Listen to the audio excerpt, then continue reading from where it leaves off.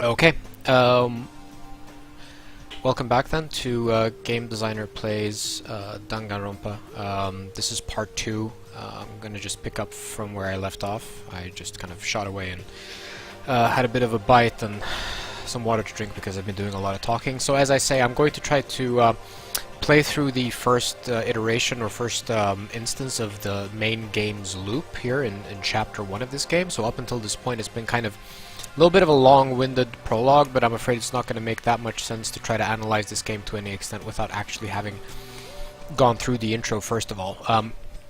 But we are approaching the point now where it's actually going to pick up and the actual kind of fabric of the game is going to be made more visible, at which point we'll be able to discuss it in a little bit more detail. So I just left my room and the game suggested that I try to meet up with Sayaka and hang out with her, I suppose. So let's see if she's in. Doorbell next to the door, I guess I should use that. Ding dong. Hello. Good morning, Sayaka. Hi, Makoto. Oh, Makoto. Perfect timing. Huh? Listen, I have a favor to ask. Favor? I was just getting ready to head out. If it's okay, would you like to come with me?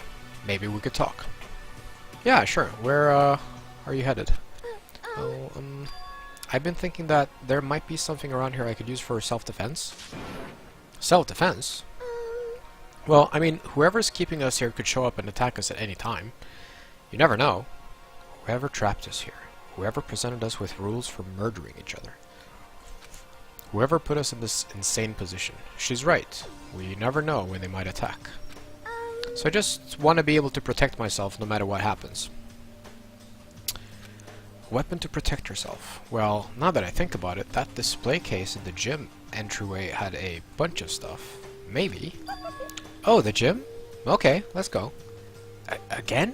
Like I said, I'm psychic. Come on, I'm just kidding. Seriously, I just have amazing intuition.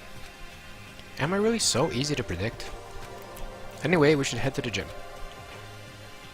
For anyone who just hates walking around the school, we've got some good news. You can now teleport using the map section of the handbook menu. It's as simple as opening the map menu and choosing where you want to go. However, you can only teleport to hallways and marked waypoints. Plus, you can't teleport to places you haven't been or places that are blocked off. And depending on certain story moments, there will be times where you won't be able to teleport at all, excuse me. Finally, try not to teleport inside any walls. There's a chance you could get lost forever. That's a joke, that's not an actual mechanic in the game. Well then, good luck and have fun. So, teleport. So the handbook menu was here with F1. Try to use this mechanic, and then we can choose the different places we might be able to kind of warp to. I can use E and Q to kind of swap between sections. So I'm supposed to be going to the gym, I'm going to go over here. As you can see, the map kind of indicates which characters are in the vicinity of the different teleporting points, but I'm going to the gym. Not going to do so much of the kind of side conversations and getting to know random people. I'm just going to follow the critical path as much as possible. Okay. Talking to Sayaka. Here we go. Might be able to find something here to protect myself with. Yeah, I'm sure I'll find something in the display case I can use. Okay, let's find something for her. Oh, look at that. That looks like a sword. Is this a sword? Oh no, I think it's just a replica. Still, it's pretty impressive. It's completely covered in a gold coating. But, geez, I barely touched it and I got that gold stuff all over my hands. Well, you're right. Your hands are totally gold. Even just for self-defense, I think it's a little... Well, it's still better than nothing, I guess. Hey, You should take it with you. It might help liven up your room a little. You think so? But I guess you'd better be careful taking it back. You should wrap it in a newspaper or something. And just like that, it's been decided. I don't see anything I could really use for self-defense. Hey, don't worry about it. It's not like you need it right away, right? Plus, if anything were to happen, when the time comes, I'll protect you. You'll protect me? Thank you for saying that. If I've got you on my side, I guess I don't need a weapon after all. Sayaka giggled as she said that. That mysterious smile. I can tell it comes from the heart. It makes me feel at ease. When I look at her, I honestly feel like I can do anything. Okay, we can stop looking for a weapon then, but as long as we're here, let's hang out a bit more.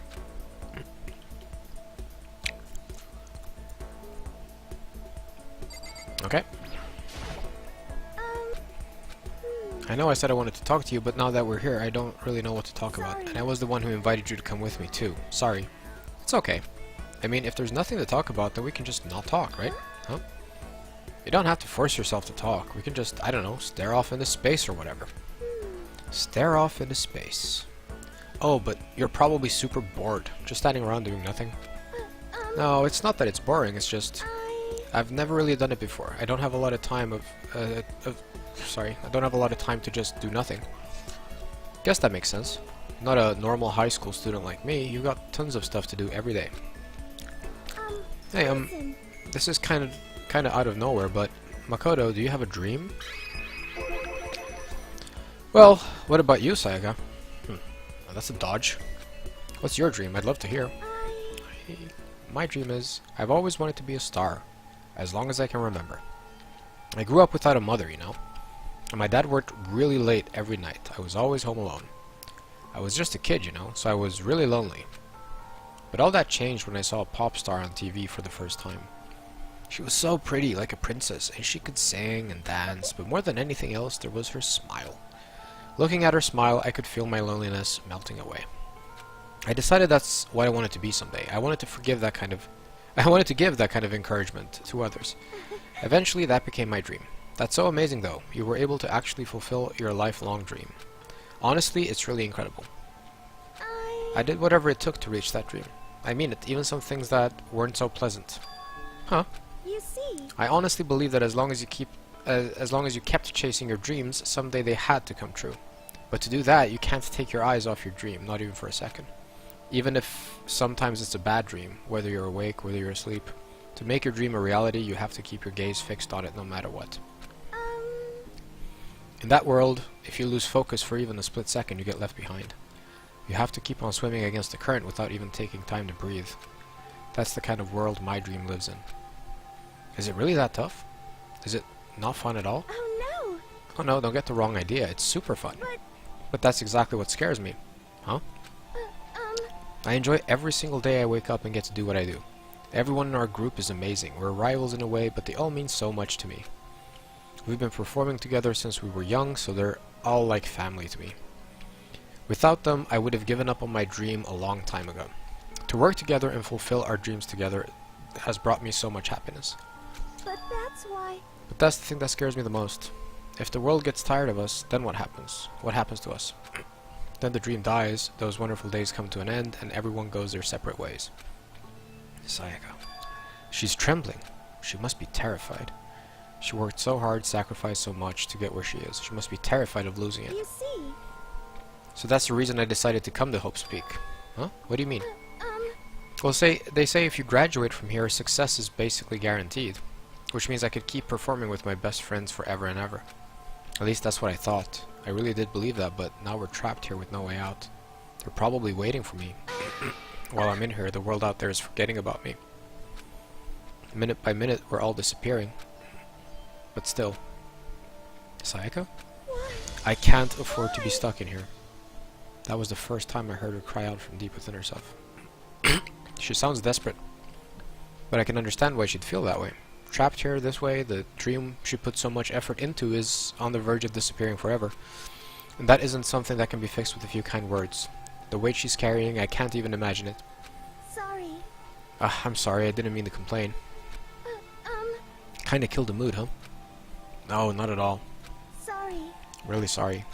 Sayaka, actually, are you hungry? Before we head back, why don't we go to the dining hall and get some food? So, Okay. you want me to make us something to eat? I might not look like it, but I'm actually a pretty good cook. Wow, really? What's your specialty? Chili oil. You mean the condiment?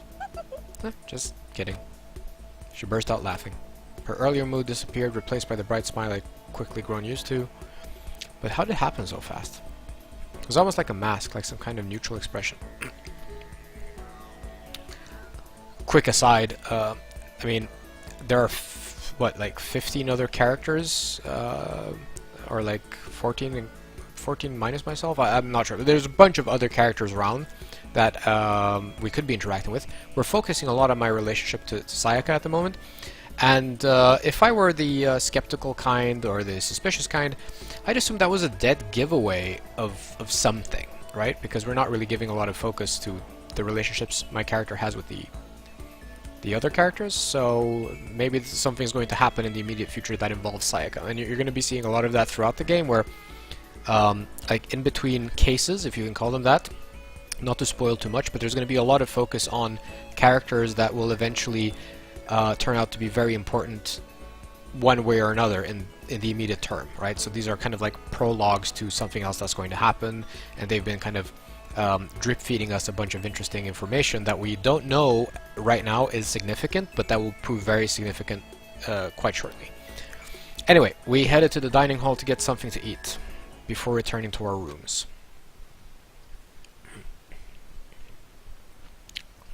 And I'm back in my room and the sword's there. The only thing in my room is a fake sword covered in gold. All it does is make me feel that much more uncomfortable. Anyway, there's still plenty of time left in the day. I really don't feel like just sitting here. Maybe I'll take a look around.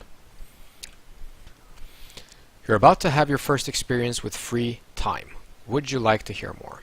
Either not at all or absolutely. We're going to listen to the explanation. So, it says, as you live out your school life here, you will be given free time at certain points.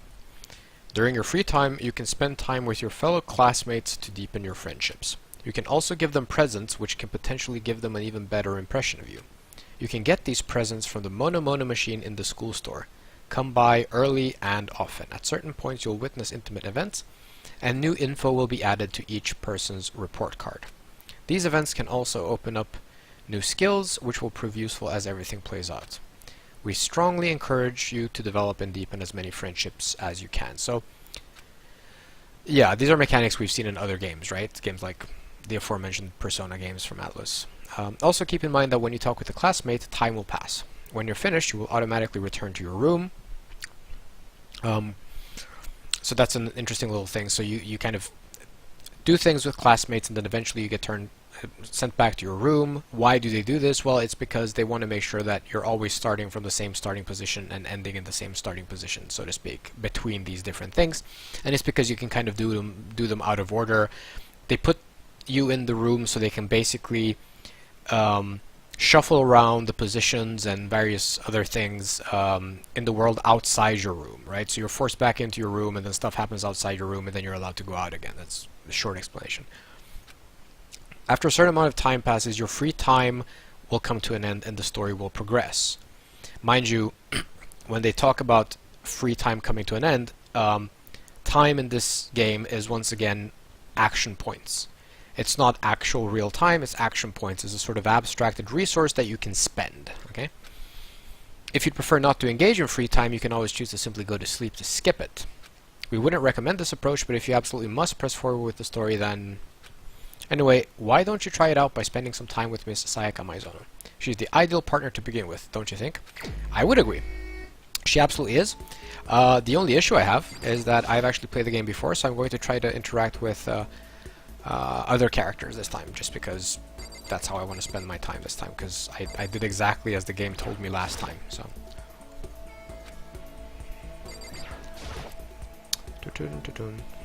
Yeah, I've investigated most of the stuff here. I forget actually. I don't have any mono coins, so I can't really buy any gifts. Report card's interesting because I can actually look at my relationship with the other characters, and I can see, like, I can find Sayaka here, and then I can see everything I know about her. And then as I spend more time with characters, I add new pages and new information to this, and so on. And each new page is essentially added every time I have the interaction, and it actually adds as like a sort of progression in my relationship with that character. So I'm going to find someone to hang out with. I need to remember where everyone is. To that end, I can actually use the map to try to find characters. So it's a little bit counterintuitive sometimes, but like if a character is identified as being in a given room and the room is small, then you can be pretty sure that you like immediately see them when you go in there. But the hallways are a little bit different because you have these kind of teleport points that you can go to that are out in the hallways, and like the one here on the left has 3 characters kind of attached to it, but if I were to go there, they wouldn't be geographically exactly where the teleport point is. They'd be in the vicinity, but not exactly at the point. So I don't exactly know how that logic works. I'm guessing that maybe this part, like inside the room, is somehow connected to that teleport point, and any character that is... Oh, that can't be.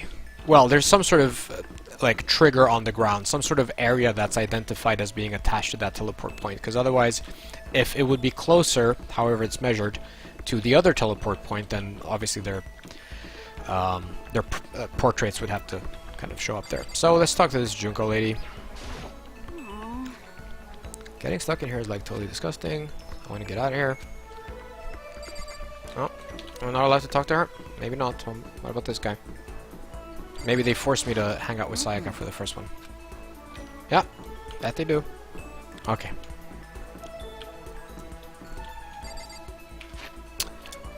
Okay, is she in her room though? That is the question.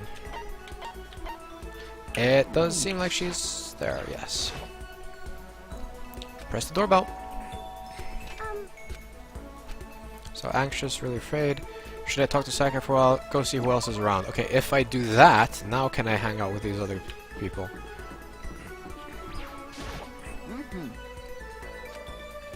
No. They're not giving me that choice. It's a false choice situation. So they're introducing me to the dialogue option, but she's the only character I'm going to be getting that dialogue option with, so it's a false choice situation in that whether or not I find someone else who's around, I'm pretty sure that they won't actually want to hang out with me. So for the first time I do this, I have to spend time with Sayaka and nobody else. Are you going to try to cheer me up? Sorry for making you take time out of your day like this. I did my best to comfort Sayaka. Sayaka and I grew a little closer today. Would you like to give Sayaka a present? Yes, definitely, but then I don't really have that many presents, do I? This is my list of presents. And because I've not been playing with the Mono Mono machine and I've not had the possibility to kind of pick up presents in many other ways either, I'm going to have a very limited number of presents here. I do think I might have a couple just because I finished the prologue, so I get this thing. If I press the left mouse button, yeah, that's all it says. I have the school crest, so I don't know if it qualifies as a very good gift. So the different characters will react differently to different gifts, so the idea is that you're supposed to get to know them better to figure out which gifts are the most appropriate to give them, right? Do you think you could make time for the two of us to talk? So I haven't actually reverse engineered the balancing, but I think that as would be expected, if you choose the right gift to give to one of these characters, they are more likely to open up to you and take you to the next level of your relationship with them than if you get the wrong gift or don't give them a gift at all. So that means that you'd essentially end up saving time if you give them the right gift, because otherwise you're going to have to hang out with them again just to get to the same place as if you would have given them the right gift. You think you could make time for the two of us to talk? What's wrong? Why are you being so formal? Well, it's just, I guess that was kind of formal, but it's just because I know I can count on you. Having you by my side really makes me feel a lot better. If you weren't here with me, I just don't know what I'd do. I'd be lost.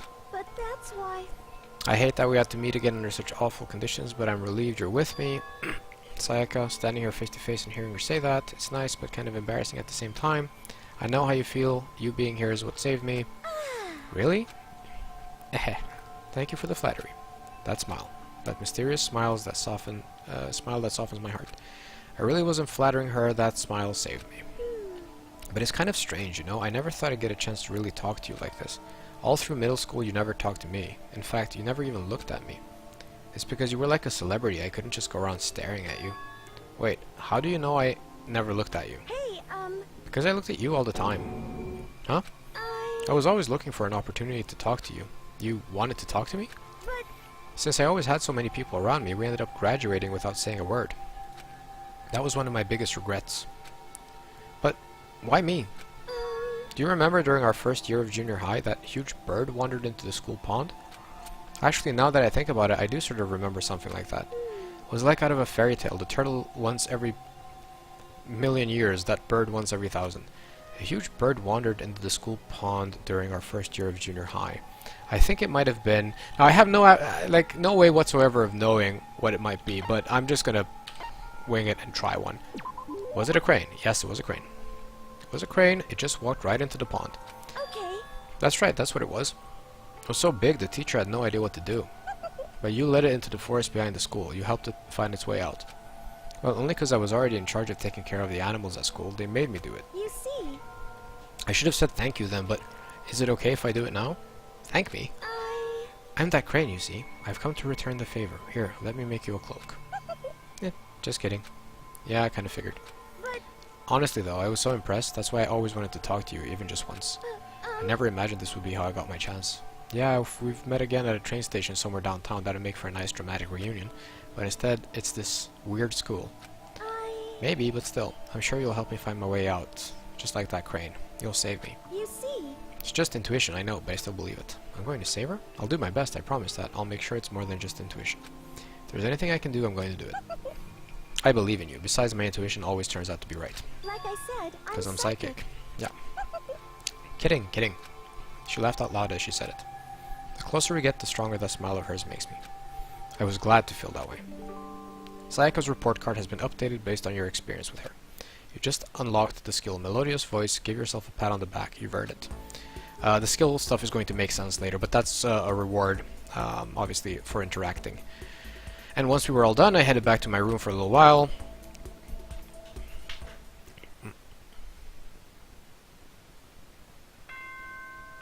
And now it's night time. Right. Usually you have enough time for 2 of these interactions in a day. This is a school announcement. It is now 10 p.m. As such, it is officially nighttime. Soon the doors to the dining hall will be locked, and entry at that point is strictly prohibited. Okay then. Sweet dreams, everyone. Good night. Sleep tight. Don't let the bed bugs bite. Monokuma voice acting is good. Tomorrow I'm going to find some kind of clue, he says, I swear. Okay, so we go to sleep. As my eyelids slid closed, the conversation I'd had with Sayaka that morning began to replay. In a way, it's almost frustrating, even if I understand where her desperation is coming from. I can't share in it. The pressure she's under is way different from anything a normal high schooler like me goes through. She didn't just stumble into the school the way I did, so I can't say I feel things the way she does compared to her, no, compared to everyone else here. There's no doubt I just don't match up. I guess that might explain my own frustration. And it's Monokuma theater time.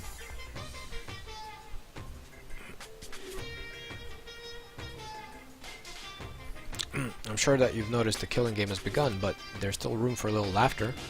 It seems our newest students, already filled with despair, still have some hope of escape. Hoo-hoo-hoo. So when will it begin? When will their hope begin to die? Is it time yet? Is it time? Heart-pounding excitement. Oh, Monokuma.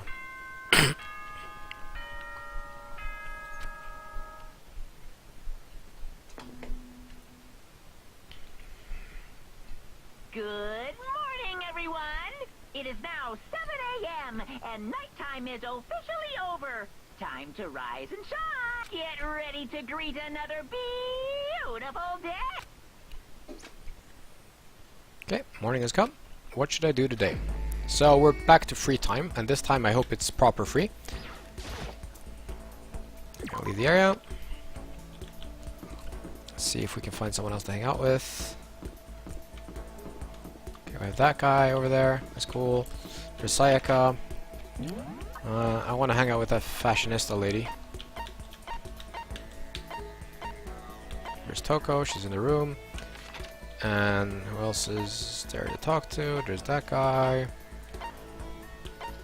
This is kind of fun, so trying to figure out where everyone is. It's not the most interesting mechanic, but it's not terrible either. Okay, so where were they?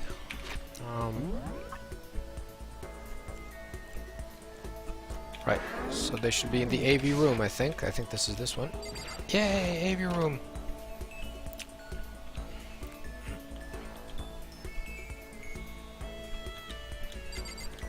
Okay, there's stuff in here. There's nothing inside. Surveillance camera. I want to see if it's like... if I can get some mono coins so I can show the whole item gathering thing. Because it's not completely uninteresting. One of the monitors Monokuma appears on. Right now it's just showing the school crest. It's a DVD player, but I don't see any actual discs nearby. DVD player is useless by itself. If we had something to watch, at least that'll help pass the time. Okay, I got a mono coin. Okay, before I do anything else, I'm going to go and actually spend this mono coin. So, let's get out of this room. I'll be back. Just wanted to get the opportunity to show you this mechanic. So here's the school store. We can inspect it a little bit.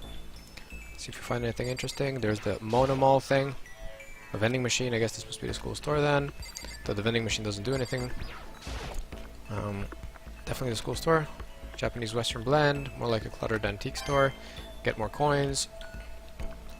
I would love to have like 3.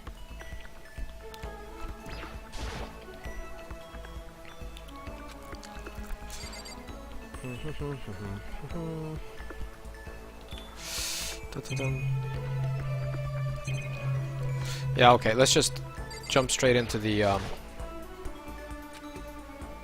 right.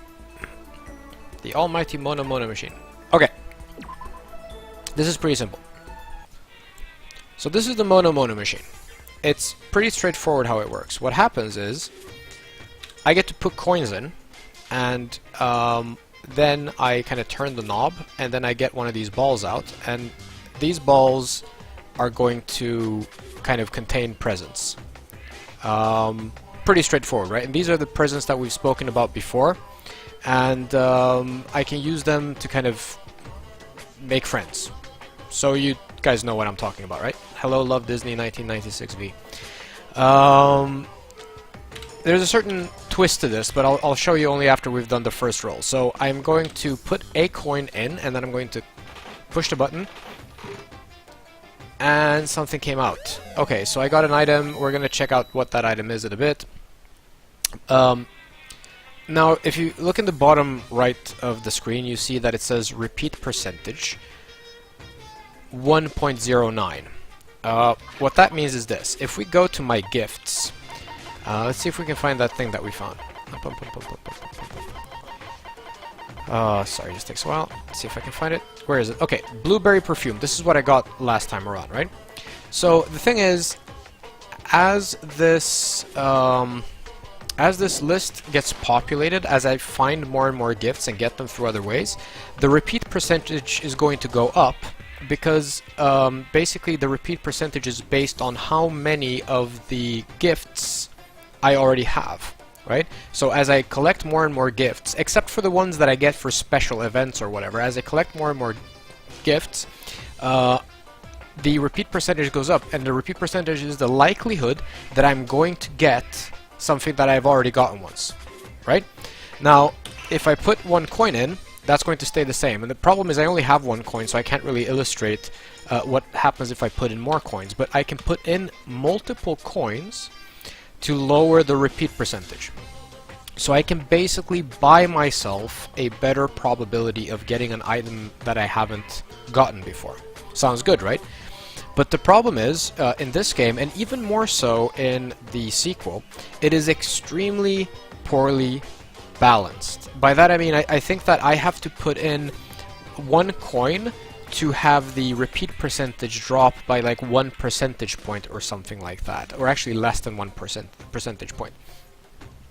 Why is this a problem? Well, most of the time, like in the absolute vast majority of circumstances, like I have a hard time imagining a circumstance where this wouldn't be the case.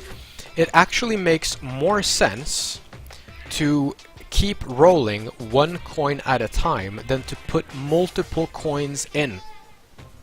Right? So it's kind of really stupidly balanced from a purely mathematical point of view. And the most efficient way of playing is also an extremely dull and boring way of playing the game. So I'm just going to put the 1 coin in, and I'm going to roll it again. I'm going to get another thing. Right, and I got an item that I didn't before because my repeat percentage is pretty low, right? And up until I have something like a 99 repeat percentage, it's just mathematically a bad idea to spend lots of these coins just to lower my repeat percentage a little bit. Like, it's a lot easier to explain once I have more of them, and maybe I'll get to a point where I do. But basically, what I think should be the case is that you should just get a much better trade-in value in repeat percentage terms for these coins, because otherwise the best way to play the game is also the most frustrating and annoying way of playing the game, and that's never a good way of designing games. So there you have it. There we go. Pressing the R key. Should probably get going, says Makoto.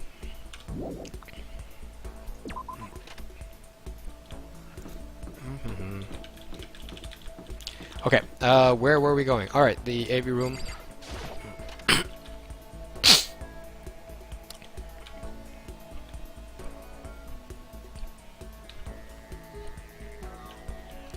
There we go. Are you for real? Oh, we have too much freaking spare time. How can anyone live like this? It's impossible. No way, can't do it. Totally impossible. Should I hang out with Junko for a while? Sure, I like her. She has good fashion sense. Don't mind hanging out, but you better keep me entertained. Okay, I spent some time with Junko, but I'm not sure if she was satisfied. Junko and I grew a little closer today. Would you like to give her a present? Yes, definitely. Would you like to give her... Okay.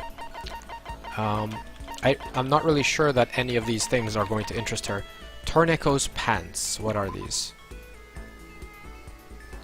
The latest style from Premier Gothic Lolita fashion label Wonder Dungeon. I'm pretty sure that this is more appropriate for the Gothic Lolita lady in the group, but I'm going to try because I don't have that many options. I'm going to try to give this to Junko and see how she reacts.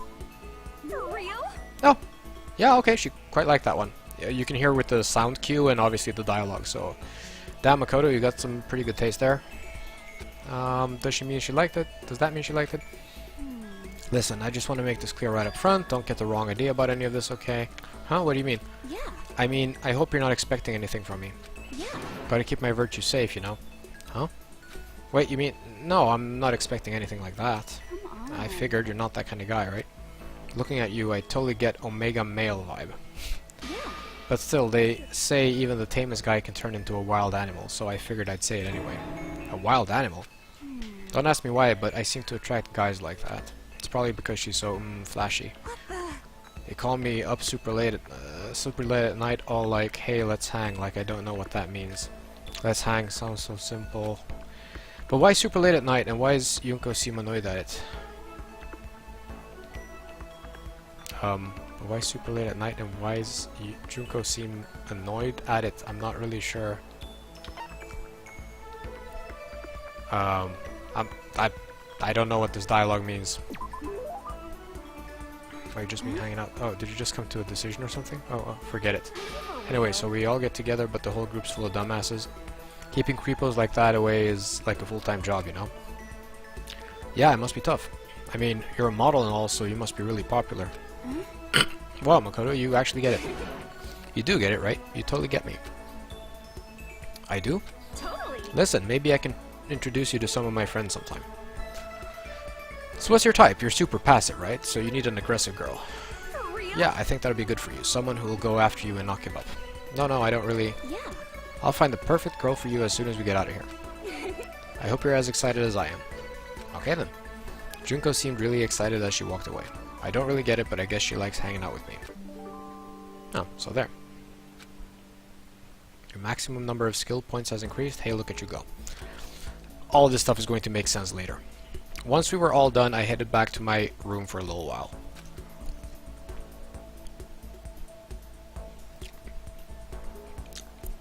So I used up one of my 2 time slots for today. I really don't feel like just sitting here. Maybe I'll take a look around. Okay, let's see if I can find Junko again. Want to be BFFs with her. Junko, where you at, ho? Oh.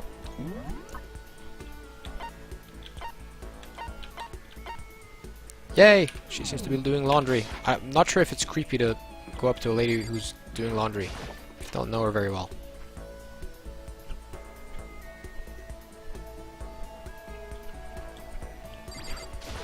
Hi. Hey Makoto, slacking off again, huh? Should I hang out with Junko for a while? Let's spend some time with Junko. Yeah, I'm bored too. Yeah. Let's chill for a while. Spend some time with Junko. Junko and I grew a little closer today. Would you like to give Junko a present? Yeah, definitely. I really don't have that many to give her. I would just hope that maybe the one that I got like for free or whatever could be useful somehow. I mean, if you get it just for, you know, following the critical path of the game, then you'd hope that it would have some sort of generic qualities that you could give to basically any of the characters, because, I don't know, see... Aha! We can't let you give her that. It's what we in the industry like to call a key item. Fine. What would you like to give her? So I can't give her that key item. Let's find something else to give her. Not sure how that's a key item, but okay. Very popular with men these days, but to be honest, although it does attract ladies, most guys hate the smell. Maybe I'll give her men's perfume and see what... Oh, okay, she likes men's perfume also. That's interesting. This is bad. Seriously freaking bored. I'm gonna die. I'm gonna die from being so bored. I'm infected. Okay. Terminal boredom disease. Is it really that bad? I just hate being bored. Hate it. I never noticed how much I hate it, but once we got trapped in here, it finally hit me. That's pretty recent. For real? I'd rather be living homeless on the street than stuck in here. Homeless? Totally. Yeah, you know, like the hobo life. I've done it before, you know. You have? Yeah. Yeah, it's a long story. And now you're a model? Well, that's a long story too. How many long stories do you have? Seriously, if I had to choose between staying here and being homeless again, give me the street. I guess I can understand that. I mean, you're probably in more dangerous here than there. Oh, hell no. Homelessness is totally dangerous. You might never know when a pack of wild animals might show up. Wild animals? What? Oh, I don't mean literally. I mean people who attack the weak, who want to hurt you. The world's full of animals like that, you know? But I think having to live like that made me way stronger. Hearing someone with actual experience talk like that really has a lot of weight to it. But more important. Sorry, that kind of got weird, huh? All I was trying to say is, when the hell are we gonna get out of here? Hey, whatever dumb bastard trapped us in here, are you listening? When are you gonna let us out? Just tell us what we gotta do to get out of here. Hell, you can even just tell me. I know how to keep a secret. What the hell is this? Nothing, huh? Pisses me off. Well, I mean, there's no way they'd make it that easy. But listen, you're not thinking of doing anything drastic, are you? Drastic? Oh, you mean the whole kill someone thing? Ah, don't worry. I could never kill someone. What, do I look like I would? Do I seriously look like a killer? No, that's not what I meant. Really, you don't. For real? Right? I don't, right? But anyway, are you saying you were worried about me? Gotta say, Makoto, that's kinda cute. You almost killed me with cuteness there. Huh? Come on. I'm just screwing with you. You didn't take it serious, did you? But you know, there's something about you. I don't get sick of talking to you like I do most people. Let's hang out again sometime, okay? Heh. There was something playful about the way Junko walked away. I still don't get her. Am I getting played somehow? Junko's report card has been updated based on your experience with her. That's cool. You just unlocked the skill trance. Give yourself a pat on the back. You've earned it. And after parting ways with Junko, I went back to my room. Your room is the hub.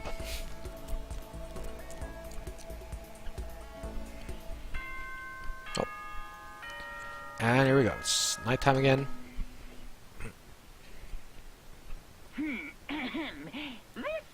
And we know this one. Soon the doors to the dining hall. Okay then.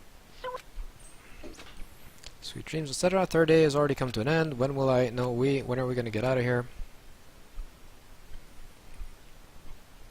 I laid on my bed and stared blankly at the ceiling, and before I knew it, I'd fallen into an uneasy sleep.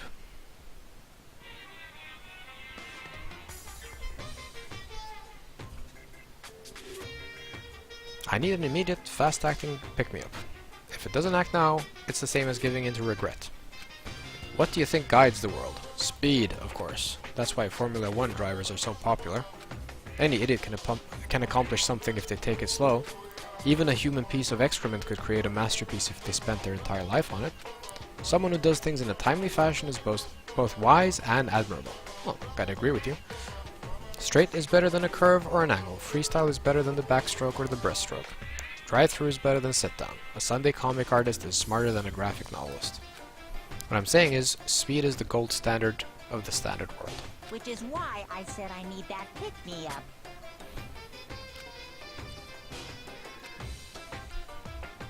I'm guessing he doesn't feel all that fast then. Okay, it's morning again.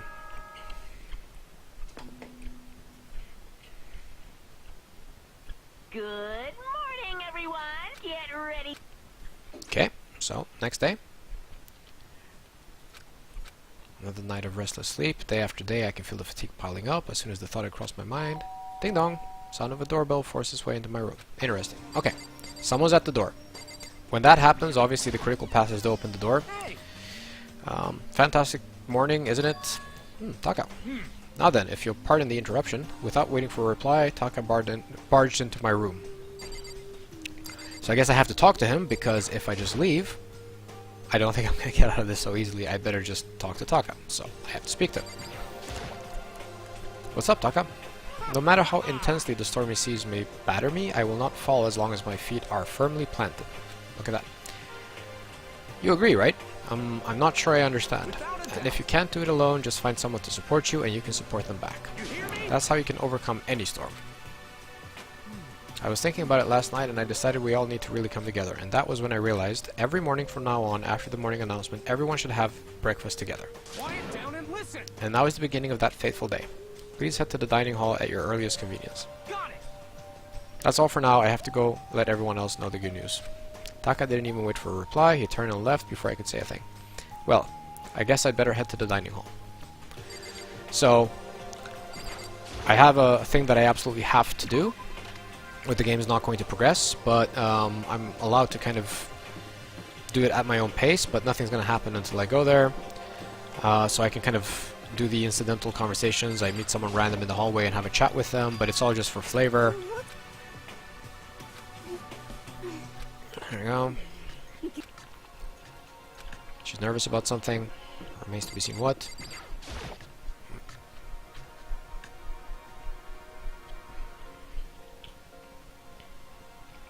Okay, everyone seems here. Listen to me. Looks like everyone's here, so then let's begin our very first breakfast meeting. Quiet down and listen. Everyone, thank you for making time in your busy schedules to come together. I didn't make time for shit, you dragged me here. I know I already mentioned this earlier, but in order to get out of here, it's essential that we all cooperate with each other, and the first step is this breakfast meeting to allow us to become friends and build trust. So from now on, let's all meet here in the dining hall every morning after the morning announcement. Okay, so that's to say, if someone doesn't show up, we have reason to be worried. Now then, let's eat. Alright. You want me to eat breakfast with other people? I've never done that before, I'm not sure. It's been a while for me too. But more important, Well, anyway, did anyone happen to come up with any clues? Silence echoed throughout the dining hall. seriously? Nothing at all?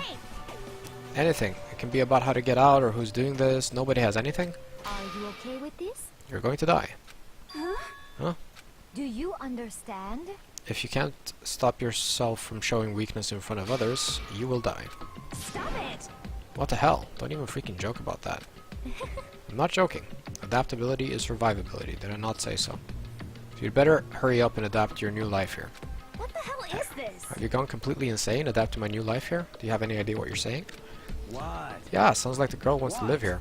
And hell, more power to her. But shit. Piece of shit. No way in hell am I living here. I'm getting out of here. I don't give a shit. Sure, feel free. Okay, so nobody has any clues. What the heck? One thing I can tell you is who's behind all this. Someone's totally weird and messed up. Why else would we be trapped in here in the first place? Hey, listen. Well, sure, it could be something like that, but for right now, the actual clues are... What's up? If you think in terms of people who are really abnormal or bizarre, do you think maybe the person responsible for all this could be a certain murderous fiend? A murderous fiend? Chihiro, do you have some idea who might be behind all this? Well, maybe. I mean, I can't really be certain, but certainty is not a concern right now. I'll allow whatever remarks you may have. Well, thank you, Taka. You know? Okay, well, have you guys heard of Genocide Jack? You mean that serial killer that's been in the news and all over the internet? Monstrous villain who's murdered scores of victims in brutally bizarre fashion? The word bloodlust was left at each murder scene, written in the victim's own blood. Whoever it is, he's like a ghost. He strikes without warning and disappears without a trace. And on the internet, they started calling him Genocide Jack. That about covers it, I think. They say he's claimed over 1,000 victims. That's just an urban legend though, right? I mean, even like 10 people would be totally insane. Anyway, whoever Genocide Jack really is, he's obviously some kind of super crazy killer. And if he really is this ultimate psycho, I wouldn't be surprised if he put together something like this. But like I said, I can't be certain. I don't have any evidence or anything, it's just a thought. Hey, hold on. But if they're the killer, isn't that like a killer? Isn't that like a killer of a problem for us? It's a nice sentence. Yeah. It's okay. Everything's absolutely, positively, 100% without a doubt gonna be okay. Because help's gonna be here soon. I'm sure of it. Huh? Help? We've been stuck in here a few days already, right? Nobody's been able to contact us, so I'm sure they're getting worried. I bet they called the police already. What's this? The police? You're putting your faith in the police? What are you doing here? You guys. Seriously, do you understand what role the police exist to fill? All they're good for is being a foil, playing against a villain or anti-hero or evil organization. The bad guys come along and destroy them, and that shows just how badass they really are. Are you sure you want to rely on such an unreliable group of losers? I mean, come on, if you really want to get out of here, all you gotta do is kill. What the hell? Why the hell are you laughing? You know? I'm just impressed at the total commitment to this whole act. You're still going on about that? You're fucking dead. So, Mr. Serial Killer Psycho Freak Bastard, what the hell do you want? Mr. Serial Killer Psycho Freak Bastard, huh? That's a pretty long name. German, maybe? Hey, We know who you really are. Maybe if I ignore him, he'll just go away. you son of a bitch. Hey, don't ignore me, asshole. Okay, let's get back to business. Your life here has already begun and a couple of days have gone by and nobody's killing anybody. I thought all you kids were lazy and selfish and here you are working together, but I'm totally bored. There's nothing you can say that'll make us start killing each other. Wait, I think... Yes. Ding ding ding, I figured it out. In other words. All the mystery ingredients are here. Right people, right place. So why hasn't anyone killed anyone yet? That's what I couldn't understand, but I just realized that there was one very important piece missing. What are you? If you want to know, I'll tell you. It's motive. It's so simple, I just have to give everyone a motive. Stop fucking around. Motive? What the fuck are you talking about? Hey. Oh, by the way, there's something I want to show you guys. You son of a bitch. Stop changing the goddamn subject. I have a little video I'd like you all to see. Oh, but don't worry, it's not some pervy adult video or anything. Seriously, it's nothing like that. It's a special video for each of you showing what's going on outside the school. Outside the school? What are you talking about?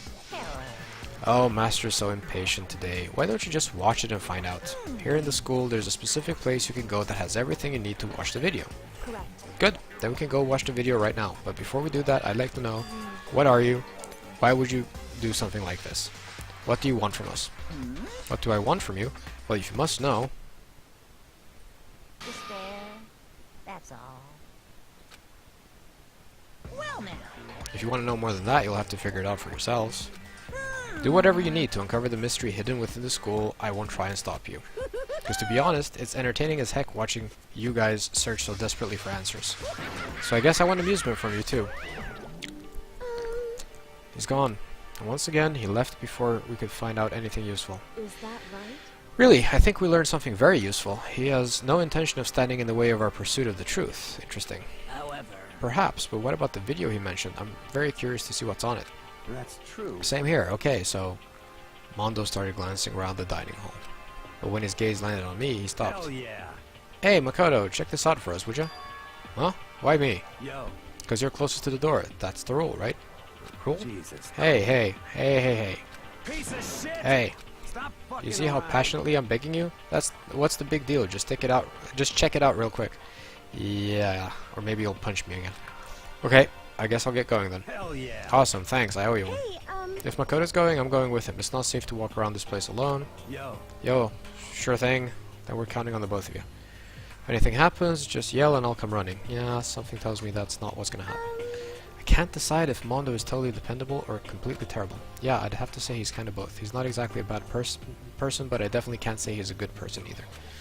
So then, where's the specific place Monokuma mentioned? It must be somewhere you can watch DVDs, but it's a place set up to watch DVDs, then... Okay, but we know where that is, right? That's over in the AV room where we spent some time with Junko before. And I happen to remember where that is because I have pornographic memory. So...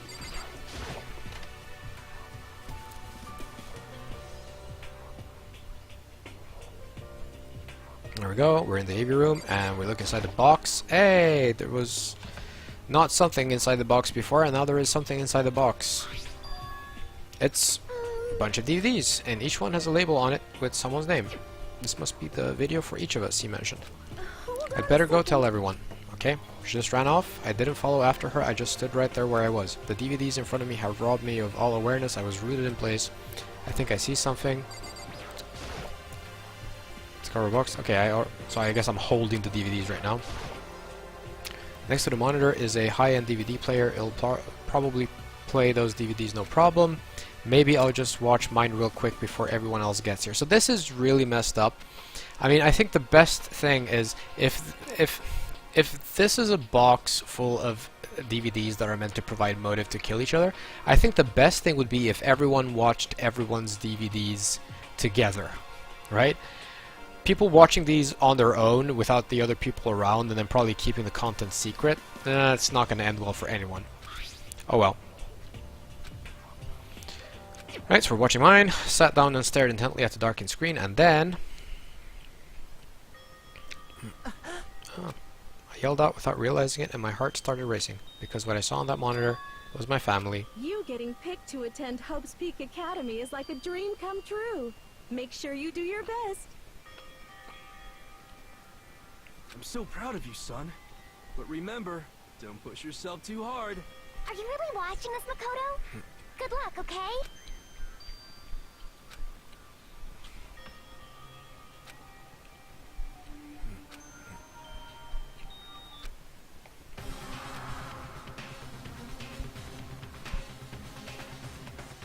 You know, I had a pretty strong feeling the video wasn't going to end there.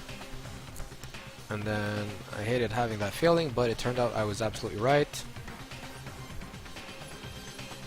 And then transition, bam.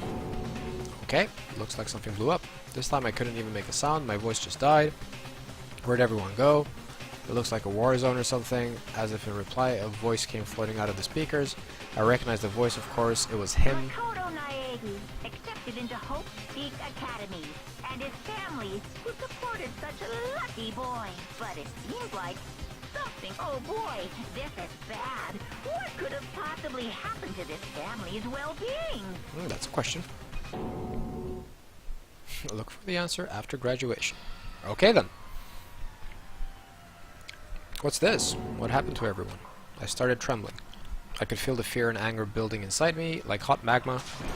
God damn it. I stabbed my fist against the desk over and over again. A single thought was racing through my mind. What else? How could I think about anything else? I have to get out of here. I have to get out right now. I need to make sure everyone's safe. Makoto? What happened? Make sure who's safe. I noticed everyone standing around the entrance to the AV room. They stared at me, faces full of confusion. What's going on? Without a word, I pointed to the cardboard box. Is that what Monokuma was talking about? What does this mean? What's on them? They all gathered around the box and each of them grabbed the DVD with their name on it. One by one, they each rushed to a monitor. It didn't take long for them to react. What the fuck? This can't be real, right? It has to be fake, right? Yeah, no way it's real. No way. I can't take it anymore. I can't take this anymore. Let me out of here. So this is interesting. I mean, it's a pretty good savings exercise for the developers of the game to basically say, you know what, we're not going to make illustrations and sound effects and everything for everyone's DVDs. We're just going to establish to the player what is on Makoto's DVDs, and then just let them fill in the blanks based on the reactions of the other characters. So we just have to assume that whatever these other characters are looking at is at least as horrendous as what Makoto saw, right? Can't take this anymore, let me out of here. As soon as I saw their reactions, I knew they'd all seen something like what I'd seen. Right, but you didn't actually get to see what that was, so that doesn't really help you with the whole motive situation, maybe, but whatever. Nobody even bothered trying to hide their fear and confusion, except for her. Even now, she was totally calm. See, so this is what he meant by motive. He wants to fuel our desire to leave so that we're more likely to start killing each other. Yes, It is the classic prisoner's dilemma. Let me use an example. Imagine two countries are on the brink of war. But both countries want peace, and each commits to scaling back their forces as a sign of good faith. But there's a chance that one country might betray the other, so each country fears lowering their guard. The result is that neither scales back their forces as they both end up betraying each other. In other words, the fear of invisible treachery becomes the greatest enemy of stability.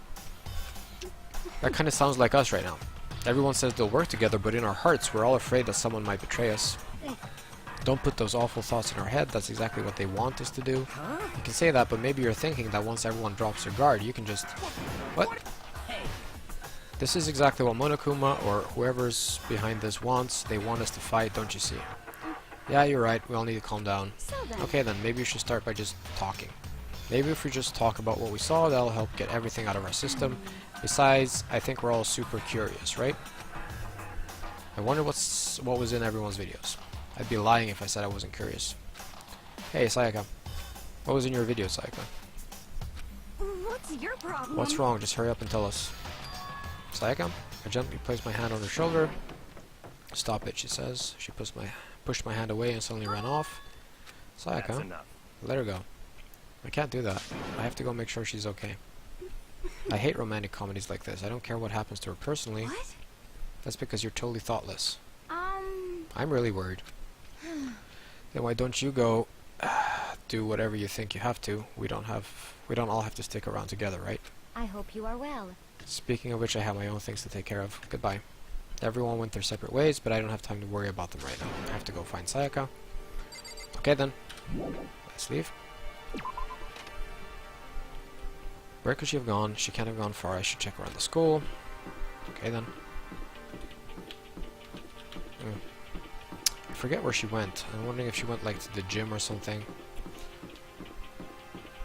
This is, by the way, a really dumb thing.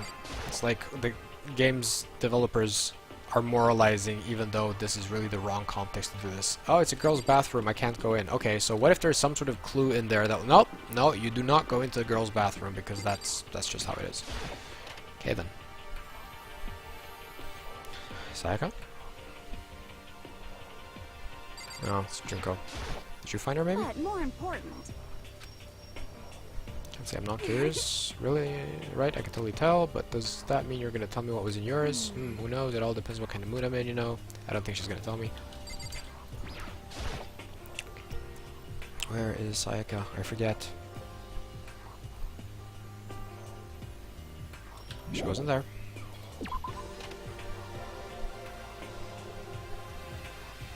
Okay, leave this place too. Leave the area, yes. Okay. It should go here maybe.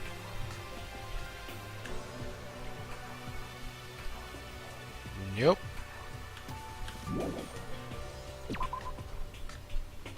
I forget where she went to.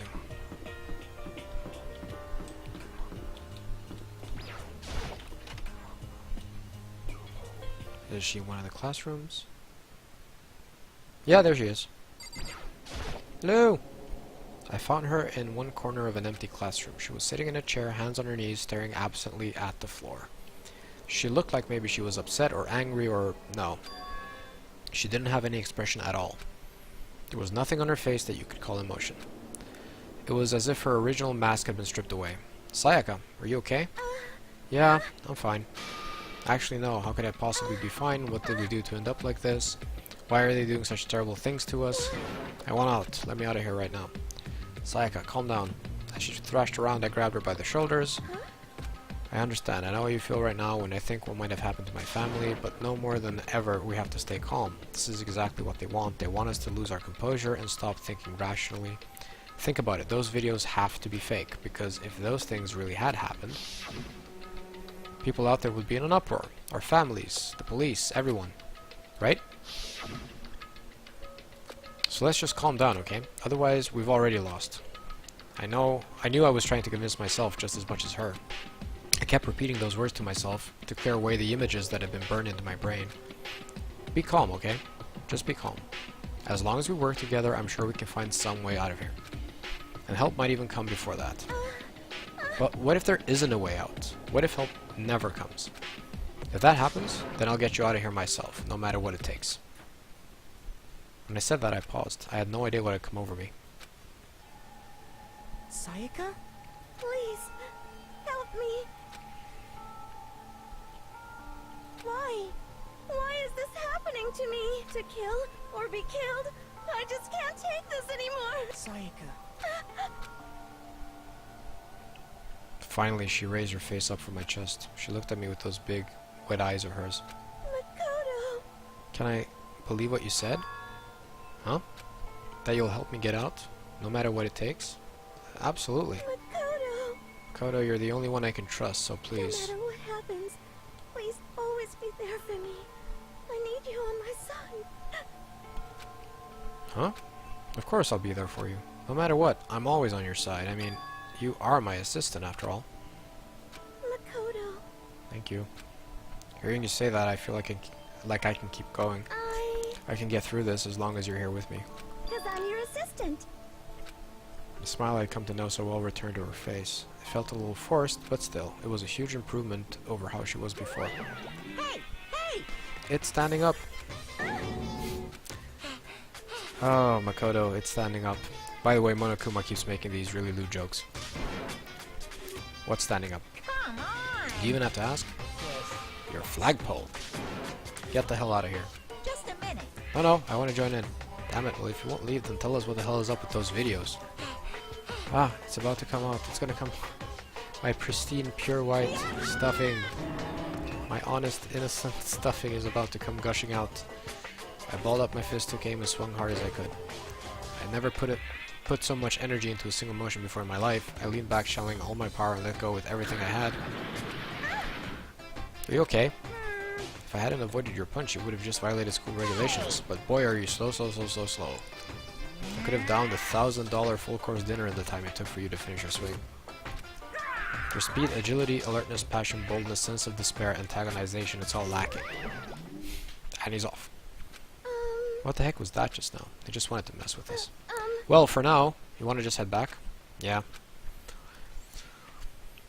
Monokuma had come along and swiftly destroyed the good mood we'd just created. Sayaka and I headed back to the dorms. And as you may have noticed, we're back on the critical path. We've just been through what is essentially a very long cutscene. We're out of the free time, so something's going to happen sometime soon, because that's just how the flow of the game is. When you're done with the segment that gives you free time, where you are kind of allowed to do more or less whatever you want, then you're back on the railroad, so to speak, on the straight and narrow path, where the game basically tells you where to go and what you need to do. You should get some rest, Sayaka. You still look pretty shaken. I'm sorry for making you worry about me. You're right, I'm gonna lay down for a bit. With a nod and a small bow, she disappeared into her room. And now shit's about to get cray-cray, so if you want to play the game for yourselves and haven't yet, you may want to consider not watching from this point on, because, you know, spoiler city, there's no way around it. Now on my own, I headed off to tell everyone that Sayaka was okay. Once that was done, I decided to go back to my room. It was hard to think after watching that deranged video. I needed some rest of my own.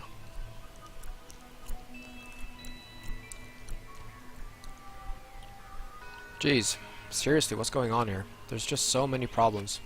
I can't even decide what the biggest problem is. That we're trapped in here? That what I saw in that video might be real? Monokuma? What the mastermind has in store for us? Or are we our biggest problem?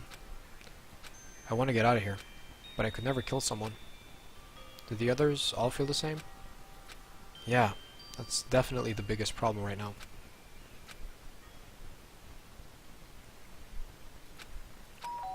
Oh, doorbell.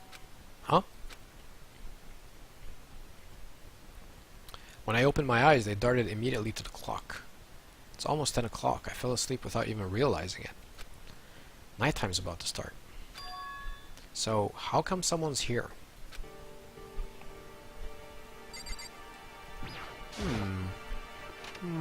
Sorry. I'm really sorry to come by so late. Sayaka? Sayaka, what are you doing out so late? That's when I noticed her body was trembling. Is everything okay? It was so strange. Sorry to bother you, but something really weird just happened. Something weird? Makoto. Just a little while ago I was laying down in my room, and all of a sudden my door started rattling and shaking. Her voice sounded like all the air had been squeezed out of her lungs. Just hearing her talk made me tense up. I was so scared. It was like someone was trying to force the door open. My door was locked, so they couldn't get in, of course. But they started shaking the door harder and harder. I was so scared I couldn't even move. So what happened? After a while, it just stopped. I let some time go by, then I got up and opened the door to check outside, but there was nobody there. Someone tried to force their way into your room? But who would do something like that? I mean... It's not like I'm suspicious of anyone here, but still, it makes me nervous. What if something like that happened in the middle of the night? What would I do then? You don't have to worry about that, right? I mean, we can't go outside during nighttime. But that's just a promise we made, right? If someone decided to break that promise, then why don't you stay in my room tonight? Would that make you feel a little better? Huh? All it said in the school regulations was that we had to sleep in the dorm rooms, right? It didn't state specifically which room each person had to sleep in, so... Hey, But 2 people sharing one room is, you know, as if that's a problem right now, by the way. Oh geez, I'm sorry, I didn't even think about that. Honestly, that didn't even cross my mind. Well, of course it didn't cross your mind, because it's a fully sensible thing to do. You should all sleep like 4 people in one room or something, just for safety's sake. Jesus. No, I know, me either. It's not even that I mind the idea, but if you don't mind, could we maybe switch rooms, just for the night? Switch rooms? If it'll help put your mind at ease, then it's totally fine with me. But I don't mind you staying in my room, but are you sure you're okay with me staying in yours? That doesn't, like, concern you? It's fine, I trust you. In that case, then... Oh. Bell.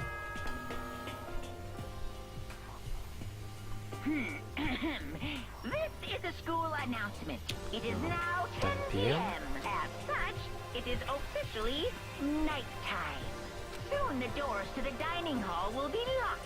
And entry... Okay then. Okay. Sweet. It's sleepy time.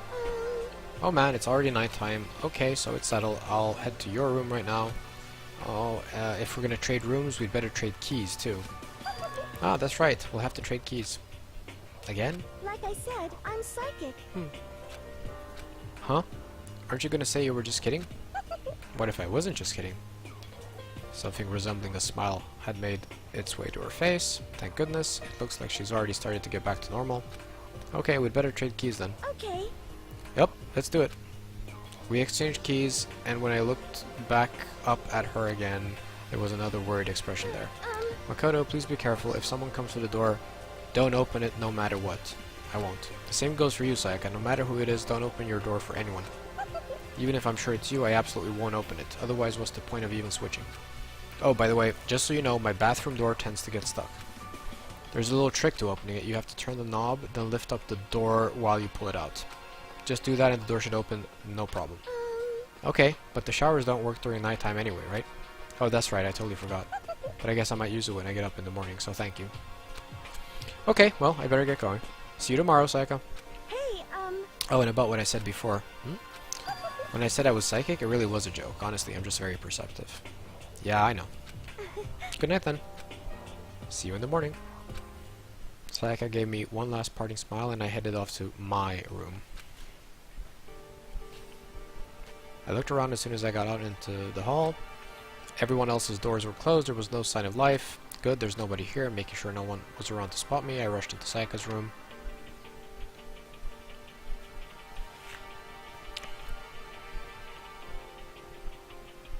So this is Sayaka's room. It really doesn't look any different from mine. It smells nice though.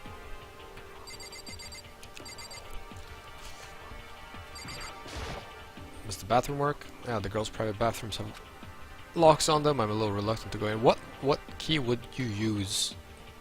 I don't know. So do I just click the bed? I go to bed. Knowing Sayaka slept on it makes me look forward to trying it out for myself. Oh, look at that. See, does she still have her sewing kit? Except the map of the body's vital organs. Oof. Vicious. Kind of weird to dig through other people's trash, but I couldn't help taking a quick peek. There wasn't any doubt about it. It was the DVD with her name on it that we'd found in the AV room. That reminds me, I never did get a chance to find out what was in her video. But it's probably best if I wait until she brings it up again. I don't think Sayaka would like me snooping around here too much. I should probably go to bed soon. As I lowered myself onto Sayaka's bed, a pleasant fragrance enveloped me. Sayaka's scent. So the reason this is happening is because I interacted with all the important things in the room that I had to interact with. I saw the DVD and I clicked the bed and I did all the stuff. So once I'd done all the things that in some way was part of the trigger conditions, I immediately was sent to bed by the game logic. Sayaka's scent. Maybe it'll bring me some sweet dreams. Let's see. Sure, this will be a night to remember. Feeling a little better than before I fell asleep. Yay, Monokuma Theater! Imagine you're all in a big spaceship in the middle of an intergalactic adventure. You've heard of Noah's Ark, right? We're sort of like that. We've set sail and left Earth behind. Here you don't have to worry about crazy neighbors, corrupt cops, drunk drivers, or pyromaniacs. You don't have to worry about the ozone layer or asthma-inducing air pollution. And of course, you don't have to stress about studying for finals or practicing for the big game. But even our divine world of freedom has a few rules. After all, freedom can only exist because of rules. If you're really dead set on returning to that tiny piece of dog poop you call Earth, please do your best to follow the rules. I hope I've made myself perfectly clear. So then, let's everyone do our best to follow these new guidelines and live happily ever after together! Sounds good, disturbing little bear dude. Oh, it's morning.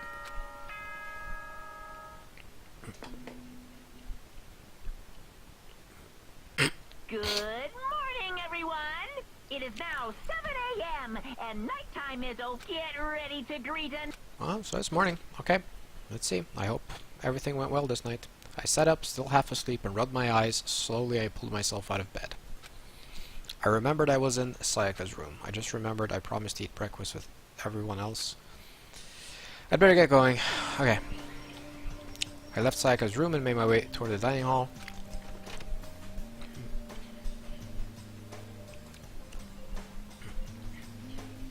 A few people had already gathered at the dining hall by the time I got there.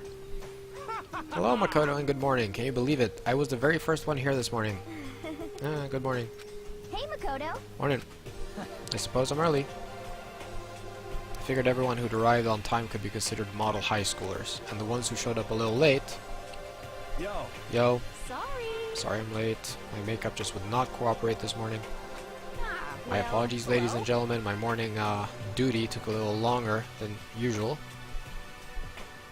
We're the types with a more relaxed sense of time. Most high schoolers fall into this category. And finally, the ones who kept everyone waiting forever.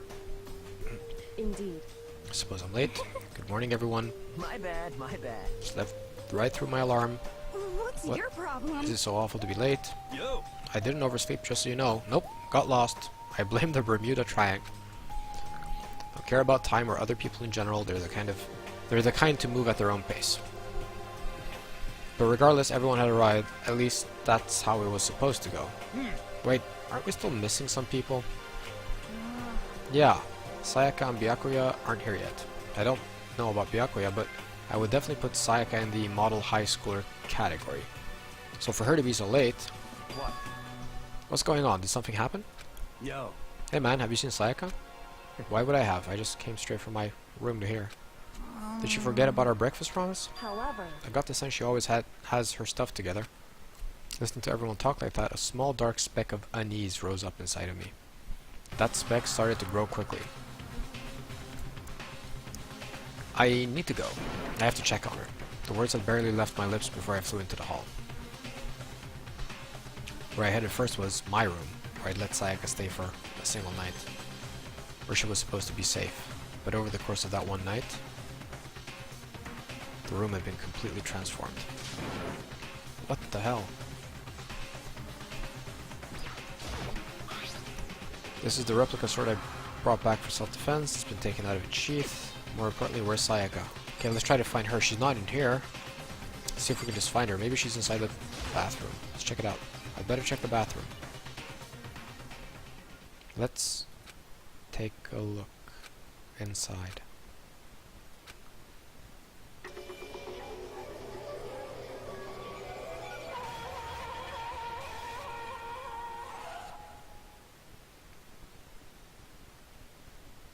took me a second to realize that I was screaming.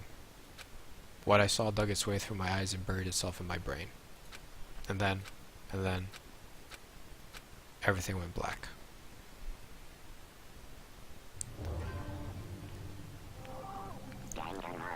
Yeah. Stuff just got serial. Okay, so this is the part where we're going to make a little bit of a break to summarize what has happened so far, because we've been playing the game for a very long time now, but we've not really done any deconstruction of it whatsoever. So I'm going to bring up my little helper, so to speak. So what I'm going to do is I'm going to minimize this window, and I'm going to open a piece of software known as Xmind. This is actually a free piece of software to use that anyone can basically get. So now we're kind of at the halfway point in a sense, and I'll explain what I mean by that in a little bit. So let's talk about what we've seen so far. What I've done here in Xmind, this is a mind mapping program, just to show a little bit of what it can do.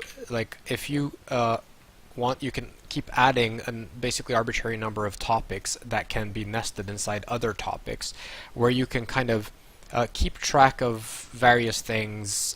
Most of you have done a mind map before, so this is just a piece of software that allows you to do this. And this is actually a very useful tool when doing high-level game design of any kind. Yeah,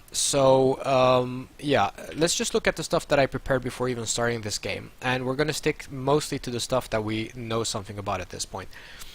Now, you may have noticed in the transition that just happened that it said something on the splash screen called, it said in the bottom left, Deadly Life. And before that, we'd seen a different splash screen a few hours back that said Daily Life.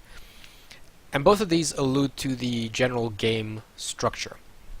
It's divided between Deadly Life and Daily Life, or the other order. Generally, it's Daily Life first and then Deadly Life. Deadly Life is the segment that begins when a body's been found, when someone's been murdered, right? And Daily Life is the segment where you have the free time and you get to just socialize and get to know the different characters. It's a little bit like how the again aforementioned Persona games handle their own slice of life elements. Okay, so if you want to make any sort of like fusion type video game or other type of game, it's actually not really that difficult to fuse two genres together. What you need to make sure is to keep some sort of track of how these two genres and these game modes kind of interact with each other, what they have in common, what they don't have in common, and what kind of stuff gets kind of sent from one to the other. So let's talk a little bit about features and mechanics. That's a good place to start generally. So basically, we have a set of mechanics that apply out of class trial, and then some that apply in the class trial. Now, we've not really discussed the class trial so far. It's something that's going to happen later. We're not going to talk too much about it, but it has its own mechanics, and that's why I made the subdivision. So out of class trial, we've already seen some exploration, right? So this is when you go around, look at the environment, you click random stuff, you get the background information, the fleshing out of the story, and all this other stuff, all the fluffy things, if you will. That is also the mode where you initiate certain other things, including the Mono machine, right? So that's kind of its own mechanic, the thing where I put coins in and got rewards back in return. So that's kind of its own thing. That's an out-of-class trial mechanic that gets initiated through exploration, and this one then yields generic presents. Generic presents are, well, generic ones. They're not really tied necessarily to the progression of the game. Then you have other types of presents, like that one that we tried to give to Junko before, but we were not allowed by the game system. Those are non-generic presents, and those you don't get from the Mono machine. At least I don't think you do. No, you usually get them because they're somehow connected to the critical path. Then you had the hanging out with friends mechanic, right? Where we had the dialogue, and then we had the present giving, and then we improved our relationship, which then yields passive abilities and SP. Now, the passive abilities and SP are things that go back to the in-class trial set of mechanics that we see over here. So once we go to the class trial, I'll just kind of give you a brief overview. You're going to kind of in the trial context, after you've done the investigation and gathered clues and stuff, you're supposed to try to figure out alongside your classmates who the killer is, right?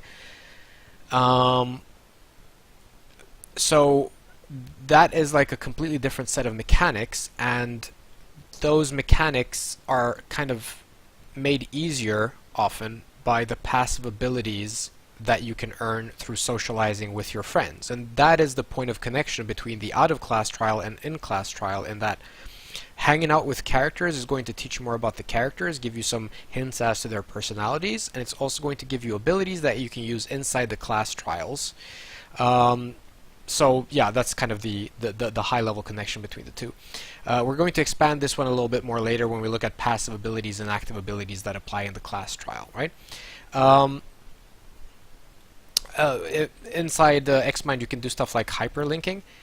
So for instance, you if I click here, go to topic passive abilities /SP sheet 1, I can click that, and that actually opens up a different part of the mind map. So you can actually kind of, when you make a reference to something else, you can have a hyperlink so that you automatically jump to that part of it. So we've already jumped into the resources container.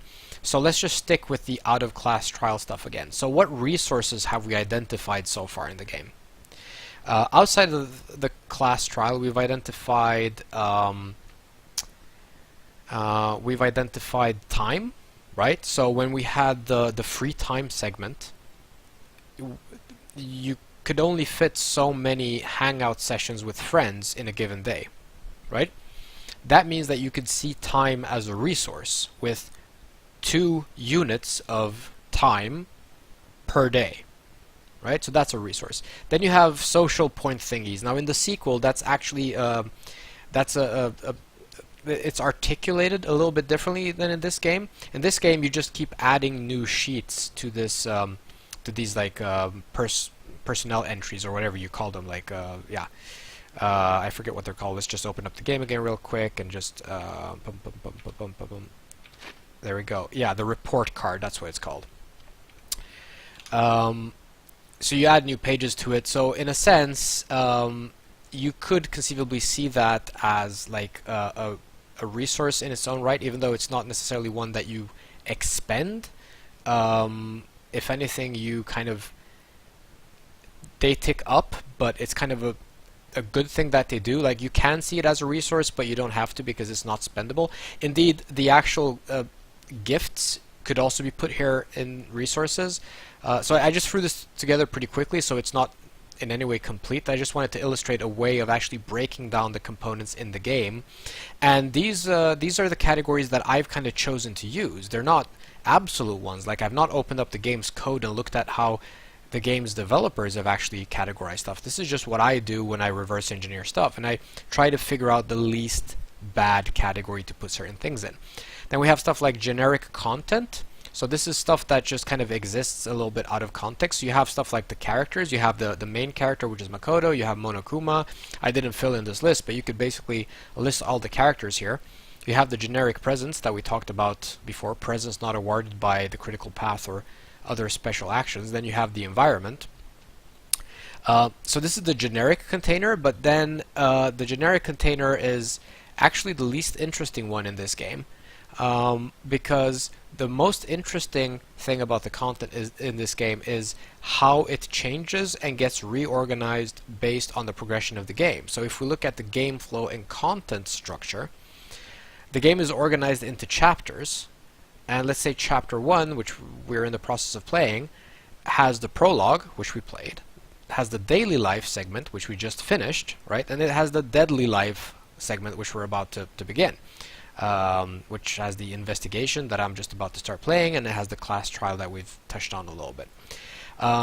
But in daily life, we did the exploration, but there was also other stuff that went into it, right? I just didn't get around to putting all this in, and I thought, people would get the point anyway. So the reason I want to organize everything into chapters is that, from what we can tell right now, Sayaka was just murdered, right? And if you have a game structure where A, characters get killed, and B, we've already bumped into some doors that were locked and couldn't really be reached. If that changes during the course of the game, if the game unlocks you know, new floors in the school, new rooms, and so on and so forth.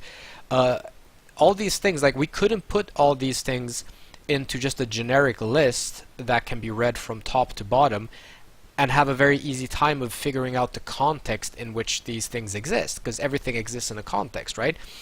Over time, some characters are no longer going to be around, and then, you know, it's probably a good idea to keep track of which characters are around at any given time, which rooms are available, which specific things unlock, and doing it by chapter seemed to be like a pretty, you know, good way to go.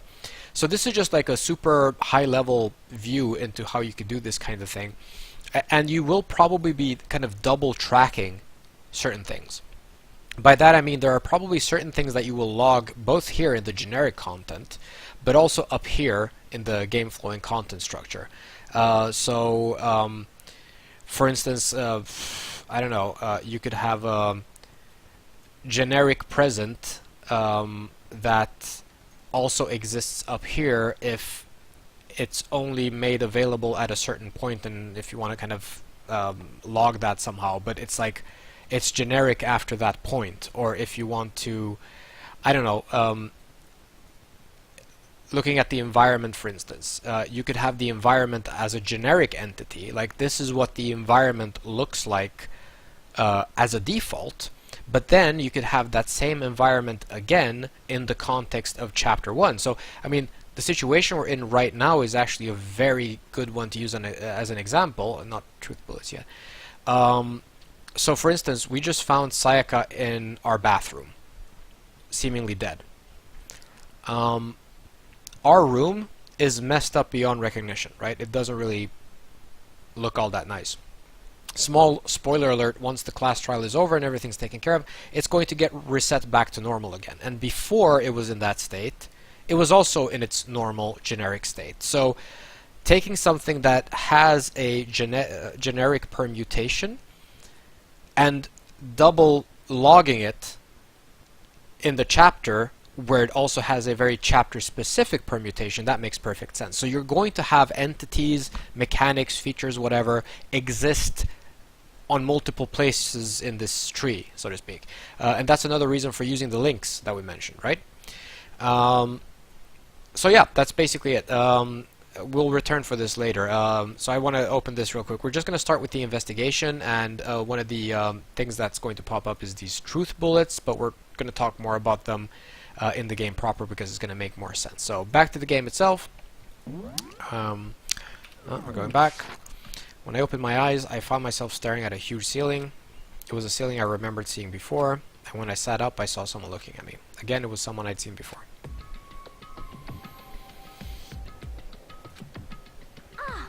Ah, you're awake, finally. Are you okay? Now's not the time for sleeping. Get your ass up. Huh? You were unconscious, dude. I had to carry you back here. Well, It's no surprise, considering what happened. What happened? Ah. Hey, are you okay? So it wasn't a dream. What I saw. It was real? That's right, it really did happen. Sayaka is dead. A deep, dark despair worked its way through my body and then exploded out of me. I shot up and took off running. Hey, where do you think you're going? I have to see for myself. I have to see if Sayaka is. Just give up. You can check once, twice, 1,000 times. Sayaka is completely and irrevocably dead. No, I have to see for myself. Why? Listen to us, man. What do you think is going to happen if you go out there? Well, what good is it going to do just sitting around here? I mean, why are we all hanging out in the gym at a time like this? Our friend Sayaka, she's dead. Dead. When I said that, it finally hit me. I realized she really was gone. Calm down. None of us want to be here right now either. Then why? Shouldn't it be obvious? Monokuma, he told us all to come here. Well, hold on, don't talk like that. We all protested it. I mean, we remember the terrible price Sayaka had to pay. But So... I'm the one who convinced him to come. Right now we need to do whatever he says. We're his prisoners, right? It's not a good idea to defy him without reason. correct. We don't need to make any more sacrifices than we already have. Why should we listen to anything he has to say? It's obvious he's the one who killed Sayaka. Wrong. I would never do that. If you can believe anything, you can believe that. He's here again. Hey, Unless someone violates school regulation, I absolutely will not interfere. I can promise you I won't do anything that goes against the purpose of your school life here. listen up. I'm famous at safari parks throughout the world for following the bear times 1 rule. Then who did it? Who killed her? Come on. You already know the answer. The one who killed her is one of you. Nobody had a reply for that. One of us killed Sayaka? Don't be stupid, that's... What? What's the matter? You guys all look like you're about to see a dove get shot up with a Gatling gun. Don't you remember what I told you when this all began? One of you decided to kill Sayaka so that you could graduate. Someone is just following the rules. There's nothing wrong with that. Well, You're lying, right? Of course he's lying. I'm telling you, he killed her. Wrong. Nope, sorry. One of you is now a bona fide killer. If they wanted to, the one who did it could testify to that little fact. What? Without thinking, I looked around at everyone. They all had the same look on their faces. Everyone looked at each other with a combination of fear, suspicion, and confusion. Are you serious? Someone killed someone. It's amazing what some people are capable of. Hey, hold on. Don't just assume he's telling the truth. Stop talking. That's enough. Before we do anything else, I'd like to confirm something with the stuffed animal here. If one of us really did kill her, that person gets to graduate from the school, right? Huh? Come on.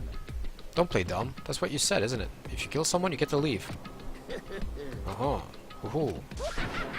I'm not gonna do all the laughing. What? Why are you laughing? It's cause... naive. You're just so naive. You think it's really that easy? You can just kill someone and waltz on out of here? Hey. You're super Come naive. on Devilishly now. naive. Hellishly naive. No. The real thing has just begun. The real thing? Now then. Are you ready? Allow me to explain the second part of the rule regarding graduation. Just like I explained before, you must kill someone if you want to leave. However, even if you do that, there's still one more part to the agreement you have to uphold, remember? then You're referring to rule number 6 of school regulations. Anyone who kills a fellow student and becomes blackened will graduate, unless they are discovered, right?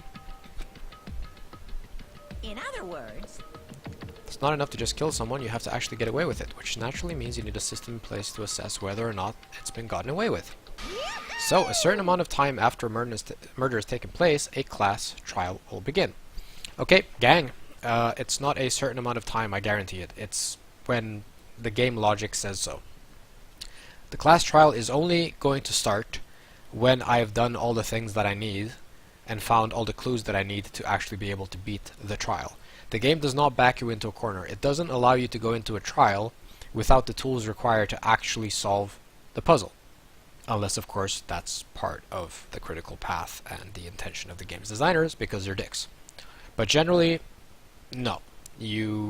This is not real time. Class trial.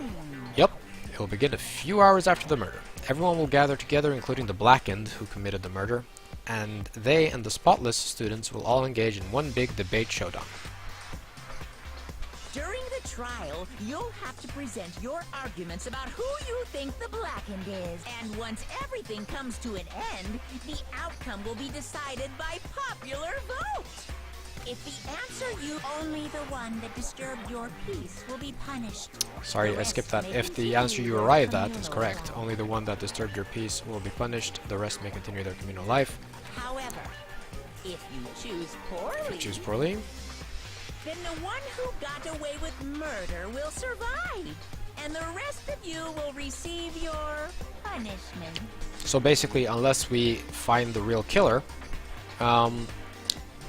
everyone basically gets killed and they get to graduate and win, basically. So this is how do I put it?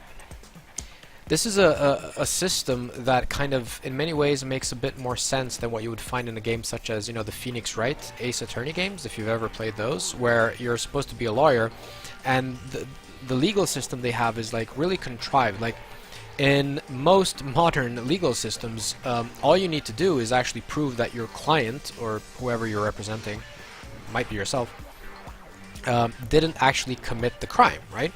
Whereas in Phoenix Wright, for various reasons, you not only have to do that, you also have to find the real killer, which is a bit bizarre.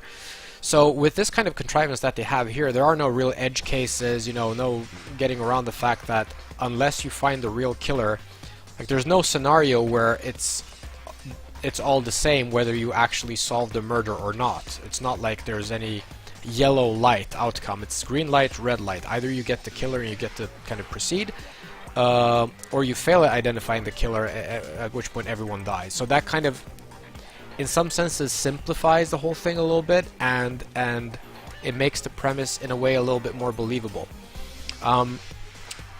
We'll talk a little bit more about this, but because this is a contrived situation where this Monokuma character can basically set whatever rules he wants, he's also fully capable of making it however weird he wants, without us as observers feeling that it's just like really, really stupid and it would never work like that in real life. So if you see a legal system like the one in Phoenix, right, you're gonna scratch your head and go like, well, how are prisons not overfilled with innocents who just didn't manage to falsify an accusation, right?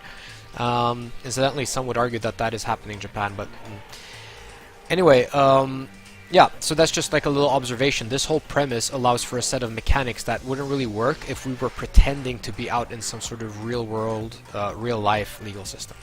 Which of course means your school life will come to an end. As far as class trial rules go, Well, What exactly is this punishment, he asked? Well, to put it simply, it's execution. Execution? What? And by execution you mean... execution is execution. Execution! Electric chair! Bzz, bzz, poison gas! Torn apart like a paper plane in a hurry! So, to make sure I understand, if we get the culprit right, then only they die, but if we get it wrong, all the rest of us get executed? What a smart little chimpanzee you are. Look at you, implying you didn't do it without actually saying it. So it's basically what the outside world calls a lay judge system, or an inquisition type thing. Which means you'll be deciding who you think the killer is, but judge carefully because all your lives are on the line. Oh, let me just add the rule I just described to your handbook. Make sure to keep it in mind. The new rule has been added to the regulations menu. Wait, hold on a second. You're freaking insane, you know that? Hmm? What the? Class trial, what the hell is that? I don't want anything to do with it. What's this? Why not? Stop it! What do you mean, why not? Why do I have to waste my time trying to figure out who murdered someone? What? Are you saying you're not going to participate in the trial? Only punishment awaits such blasphemy. What the hell are you What? talking about? Punishment? I might, I don't know, throw you in a deep, dark, scary prison or something? Shut the hell up! Say whatever you want, I'm not going to be part of this. I don't believe it! Don't be so selfish. Stop it! You're the one being selfish, kill whoever you want. It's got nothing to do with me. Evil standing here before me, I'm trembling with fear. Shing! But I won't give in to such evil. It's my style to stick it out and resist till the very end. If you really want to get out of here, you'll have to go through me first. As he said that, he came charging at us, although it was more of a waddle. But then, Are you enjoying yourself now? Are you? Violence against Headmaster Monokuma is not allowed. You violated a school regulation. I invoke the mighty summon spell. Help! To me, godly spear, Gungnir!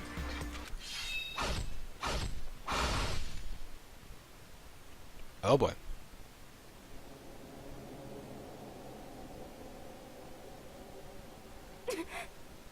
We seem to have another corpse on our hands. This wasn't supposed to. Why me? Suddenly, right at the end, her eyes shot wide open. And just like that, she never moved again. no way!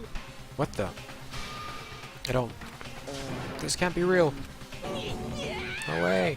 Well now, Now I am painfully aware of the great power and meaning of the promise. I really wanted to keep a corpse from popping up for no good reason, you know? But I guess you all needed to be taught a lesson after all. Ah, what an amazing promise. Now you guys understand, right? now you see just how serious I am. Defy me and you get shot full of holes, exploded, buried alive, disintegrated, etc. So, if you don't want that to happen to you, you'd best obey those school regs. Junko's body had been impaled with a bunch of spears. An unbelievable amount of blood started pouring out of her body. It was the first time I'd ever seen the moment someone's life came to an end. Nobody there could deny what they'd seen. Junko, who until just a second ago had been our friend, was dead. She died. She'd been murdered. In simple terms, it was the death of a human being. Hey, It's really not all that shocking. She just died, that's all. Just went and died. It's no more remarkable than the inevitable demise of the entire human race.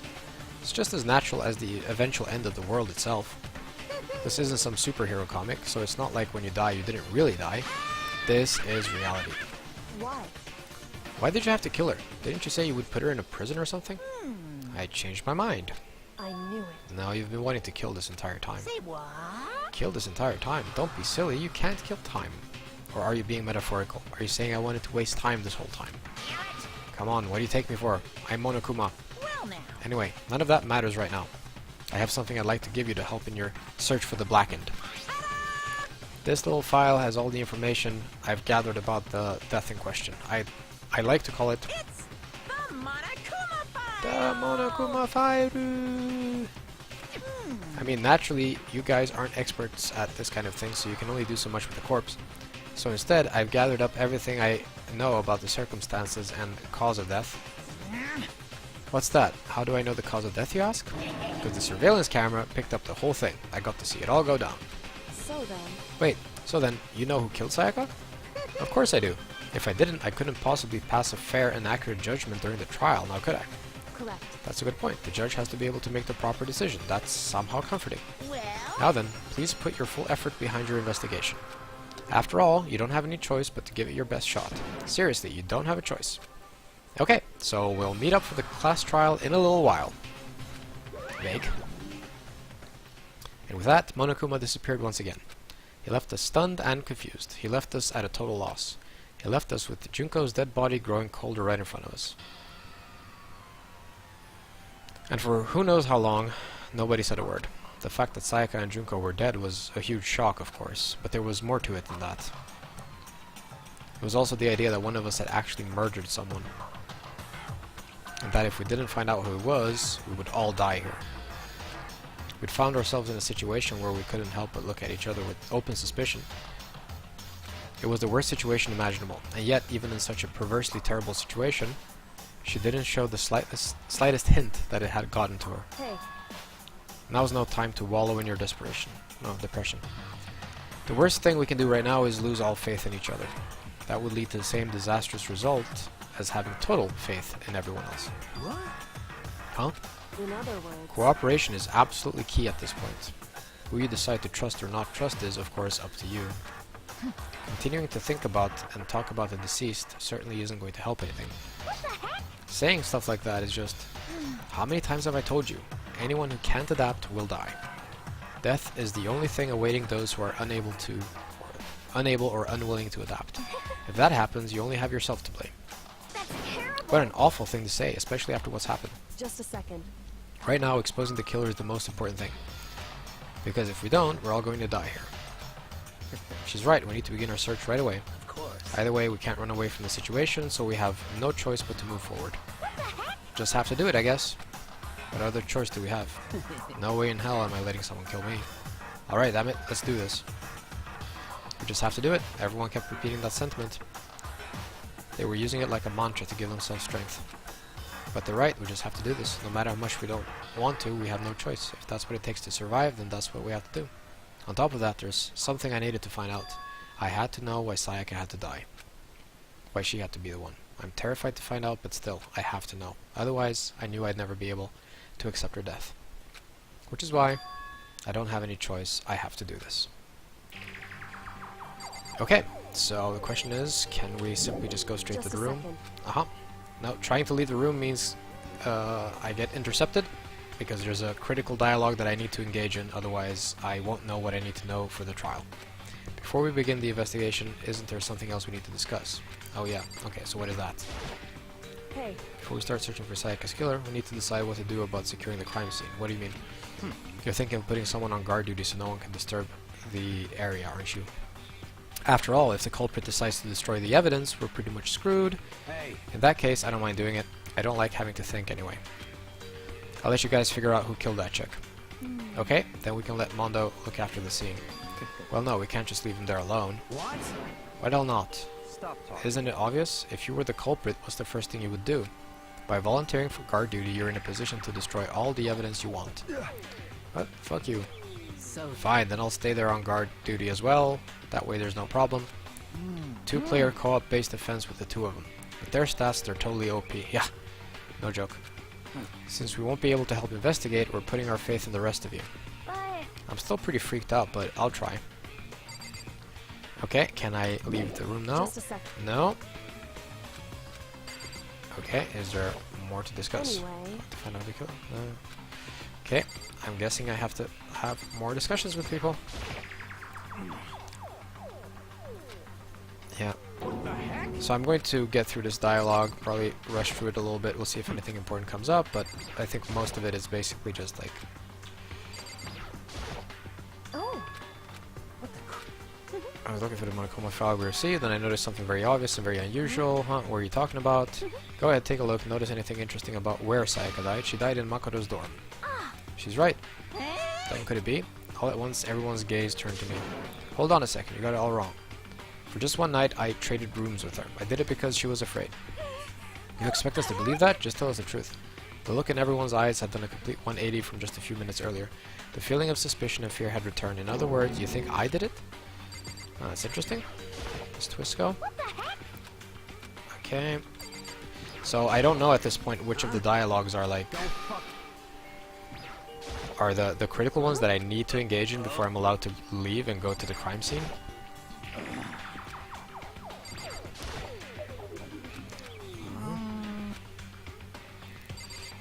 So this interface is not the easiest. If I want to like find people in the background who I can talk to, it's not. See, I've got Toko back there, and she was kind of really difficult to target. Okay, did I talk to everyone now? just a sec. No. Okay, do we need to talk about Junko's body, maybe? No pulse. She really is dead. There wasn't anything else to say. She was gone. I don't know how you even bothered to check after those injuries and losing that much blood. Frankly, I'd be shocked if she did survive something like that. Oh, hold on. Just wait a second. She's dead. Then that means everything that's happened so far is real. It's not a joke or whatever. It's really real. Oh no! Someone save me. Let me out of here. Somebody help me. What's your problem? You're just now accepting that. Are we all done talking? We need to begin our investigation soon. At this point, we should split up. We need to get to the bottom of this and find out who killed Sayaka. We'll have to collect clues to form a foundation, then construct an argument to come to a final decision. If we get this wrong, So, well, do I really have to say anymore? what should we... I'd rather you didn't. No. Goodbye. Everyone pray for good luck.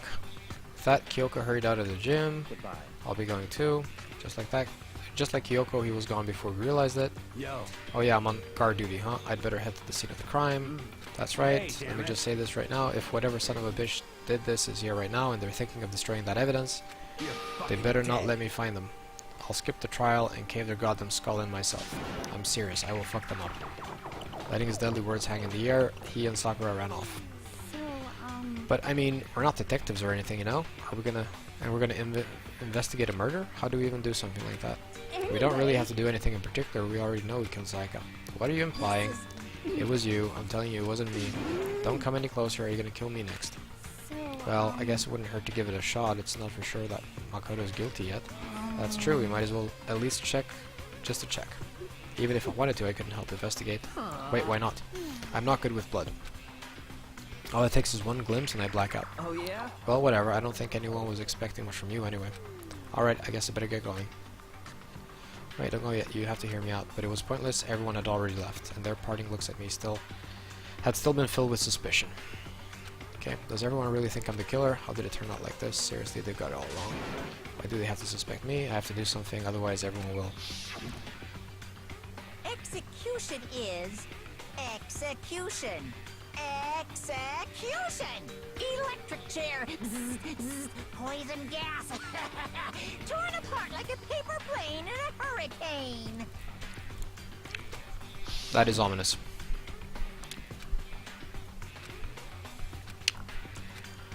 Okay, so we're off to the crime scene. Okay, looking through the Monokuma file, first thing that happens with every case. The victim was Sayaka Maizono. The time of death is estimated to be around 1:30 a.m. The body was discovered in Makoto's room in the dormitory. All evidence suggests that the death took place in the bathroom. The cause of death was a stab wound to the abdomen. There was also an injury to her right wrist. Specifically, the wrist appears to have suffered a fracture. We have no choice but to push forward if we want to find out what happened. Somehow I have to find out the truth so that we can all survive. And for Sayaka, I have to find out how she was killed. Monokuma File 1 has been added to the Truth Bullets section of your handbook. Alright, give me 1 second, be right back.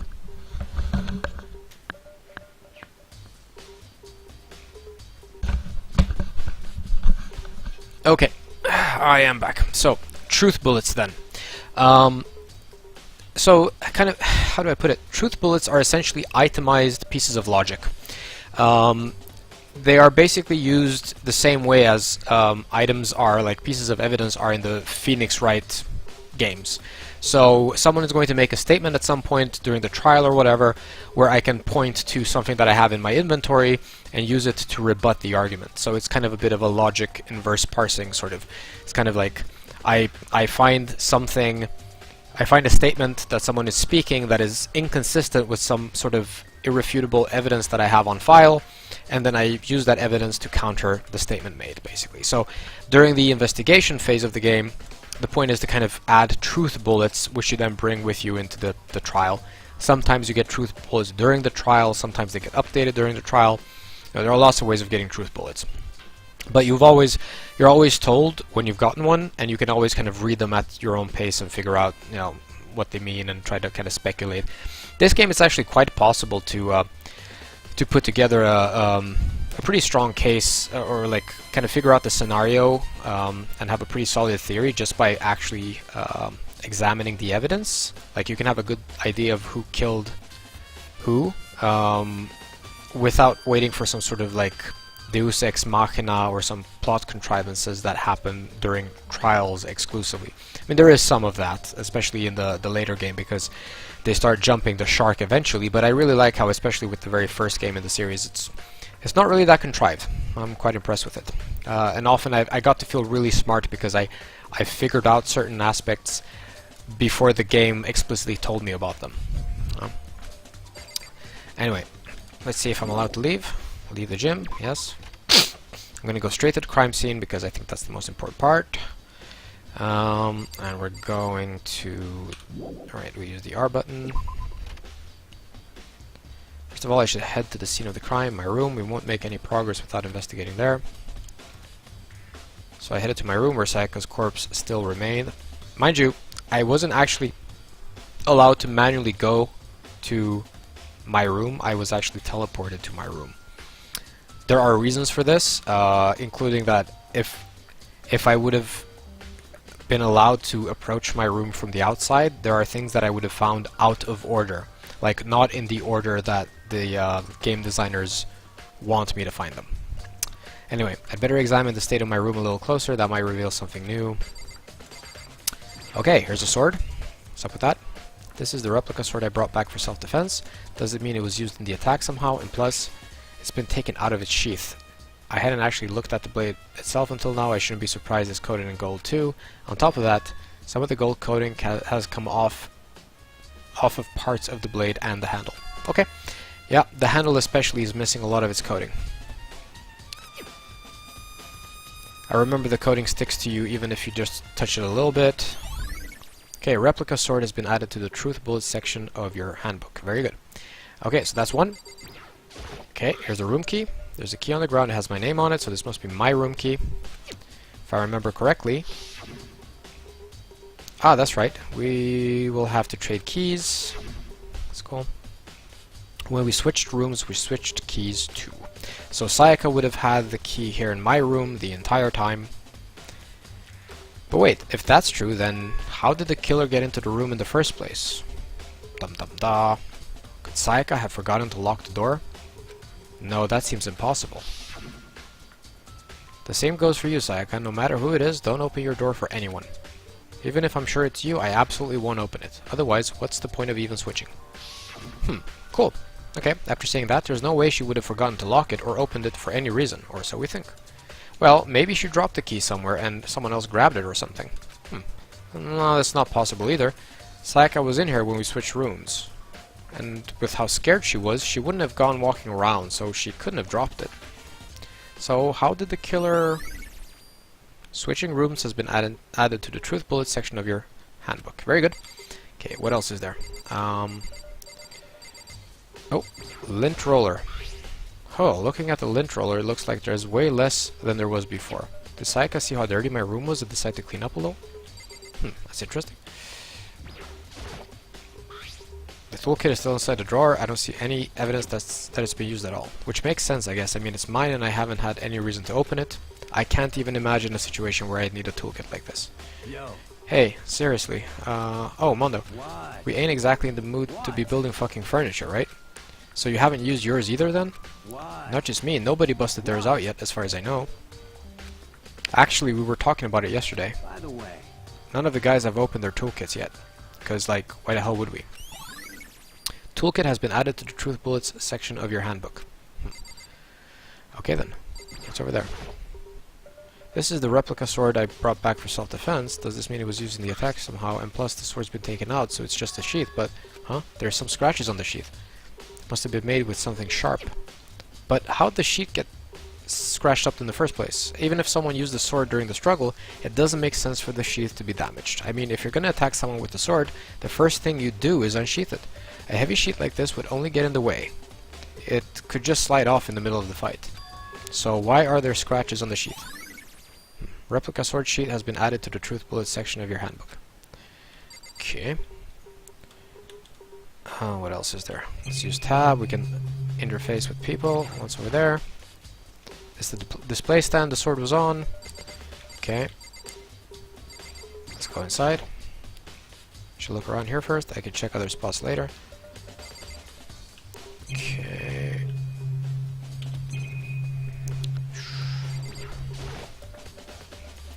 Scratches and gouges on my walls and bed. Is that evidence of a struggle? It looks like there must have been some kind of fight in my room. Damn it, I was right there in the other room. If only I'd heard something. That would not have been possible. Don't you remember, all of our rooms are completely soundproof, so something could happen in the room next to you and there's no way you could know. Perhaps this was another of Monokuma's strategies, creating an ideal setting for murder. Evidence of a struggle. Added to the Truth Bullets section of your handbook. Very good. Sakura, do you think I'm guilty too? I try not to make assumptions like that. I simply don't know whether or not you did this. Whatever decision the rest of you come up with, I will follow your lead. I see. Mondo, you thinking anything? You know, I realized something while I was on guard duty. The killer could have already destroyed some evidence right before anybody found the body. I mean, there's a trash room in the dorms, right? They could have tossed some stuff in there. Yeah, that's definitely possible. That dirty bastard. Anyone who raises their hand to a woman is scum that deserves death, and that's what my brother taught me. So if I ever find the son of a bitch that did this, I'm gonna pound his goddamn face in. But what if it was a girl that did it? Yo. That'll all get sorted out when the time comes. Okay? Hey, Kyoko. Quietly called her name while she was investigating the area. But... What are you doing? Isn't it obvious? No, not really. I'm searching. Searching? Did you lose a contact or something?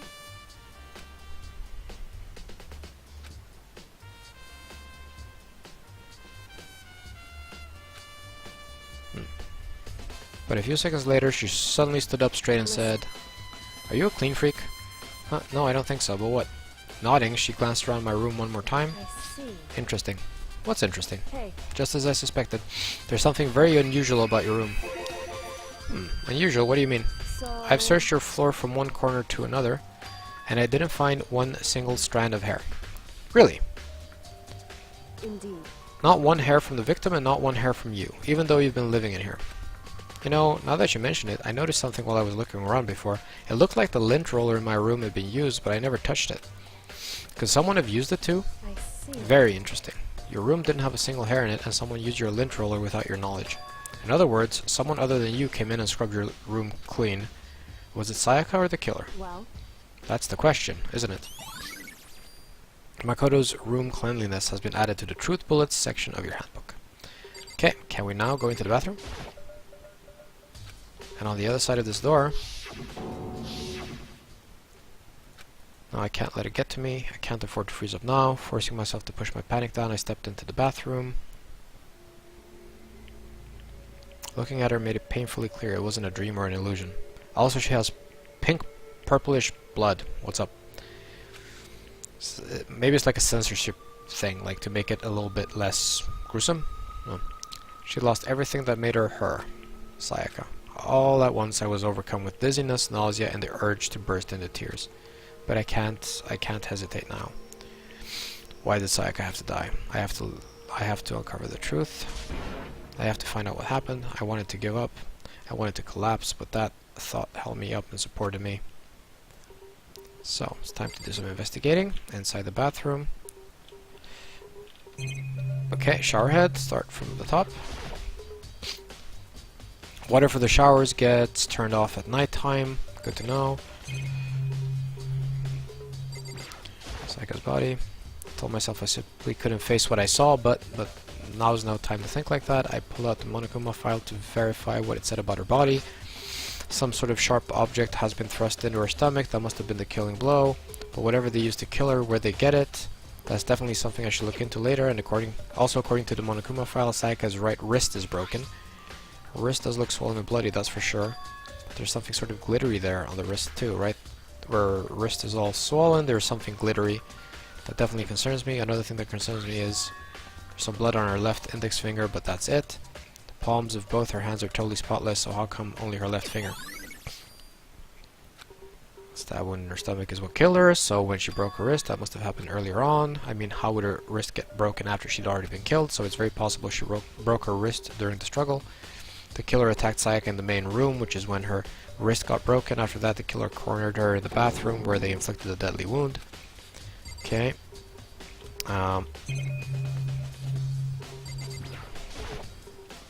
Looked past Sayaka to the wall behind her. There I saw... written in blood were the numbers 11037. Did Sayaka do this? Interesting. Okay, then I guess that's about it for now. So, let's leave here. But that knife should probably be followed up on. Looks like you found it, right, Makoto? The bloody numbers? That's most likely Sayaka's dying message. Never seen something written in blood before. It really was her final message. It's as if she wrote it with life herself. Right. Life itself. We often talk like an aspiring poet, but the numbers she wrote, what do they mean? 11037. I have no idea what that could possibly mean. So... The way she wrote the numbers makes me think she wanted to use her body to block them. If she wrote them in that location while she was sitting the way we found her, it means she must have wrote them by turning only her hand toward the wall. If you were to write something in that position, do you know what the result would be? The result? Well, Think about it. You're not going to tell me? Makoto. You need to uncover the mystery of this case yourself, otherwise the case will end and you will remain unconvinced. I have no idea what you're trying to say, but it's obvious you're not going to tell me. Okay, dying message. Honestly, I have no idea. Okay. I know who I should talk to when it comes to numbers. Who better to ask than the ultimate programmer? Makoto. There's one other thing I wanted to ask you about. Do you know how the door to your bathroom got broken? Broken? You mean how it gets stuck? What? Gets stuck. Yeah, I guess I'm the only one, but the door doesn't fit in the frame quite right. When I first tried to use it, I thought it was just locked. But once you learn the trick, it opens no problem. Bathroom door frame has been added to the Truth Bullets section of your handbook. Correct. So the door doesn't quite fit the frame, but actually I'm referring to the broken doorknob. Huh? The doorknob? That's right. You didn't notice? Well, just try closing the bathroom door. I'm sure you'll see right away what I'm talking about. Did what Kyoko said and shut the bathroom door. Huh? The doorknob?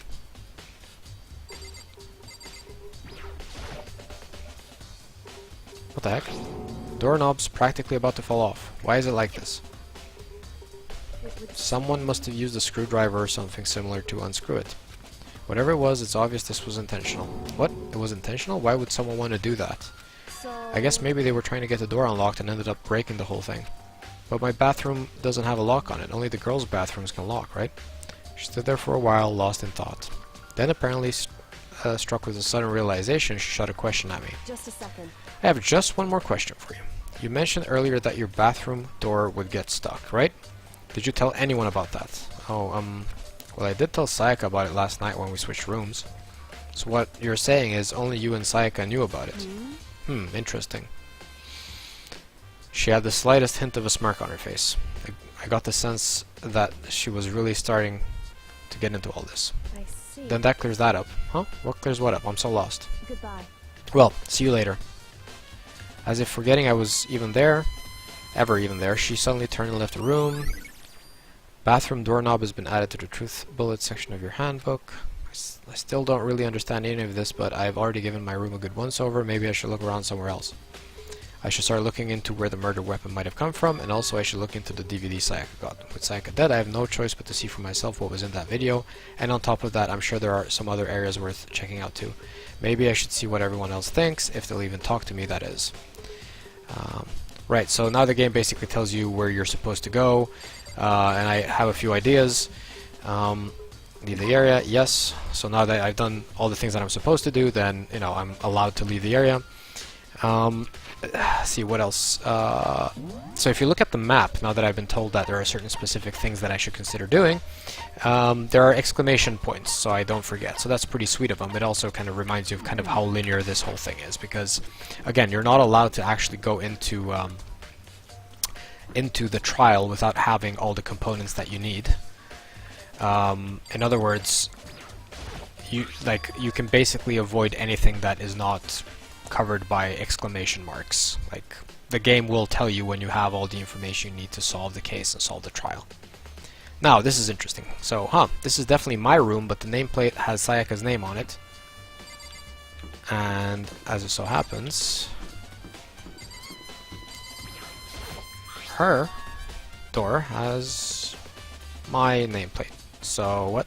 The nameplates on my room and Sayaka's room were switched. So all that effort I put into switching rooms without anyone knowing was totally pointless, but why would anyone do that? So this is the bit of information that I was not really supposed to get out of order. Like, it makes more sense and it's easier to follow if you learn it after you've done all the stuff that we just did inside my room. Right, the dorm nameplates has been added to the truth bullet section. Cool, going back in here, because we need to pick up that DVD from her trash can, I believe it was, so there we go. Can only be one thing in the trash can. Yep, the DVD with Sayaka's name on it. Sayaka got really upset after seeing whatever was in that video. I wonder what did she see. It might not be directly related to the case, but it might be worth checking out anyway. Sorry Sayaka, I need to borrow this DVD. Cool, now we can leave. Cool. Bum bum bum bum bum. Use the shift key to sprint. Okay, so what else? Oh yeah, right. I was supposed to try to figure out where that knife was from, and where else but the kitchen, right? Oh. Hey, you know. Are you investigating the dinner hall? Oh no, I'm just taking a break. Actually, I've been taking a break since we started. This is all a first for me, you know? I don't have the first clue what I should be doing. Know what you mean, and I don't know why, but being in the dining hall helps keep me calm, so I know I shouldn't, but I've just been kind of hanging around here. To tell the truth, I was doing the same thing last night when Sayaka was killed. Good to know.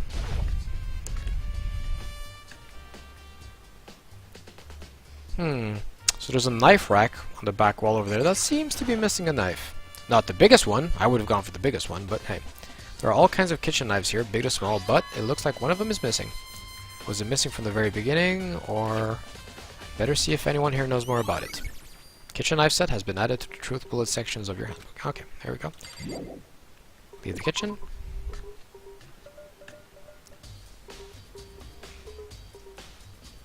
Okay.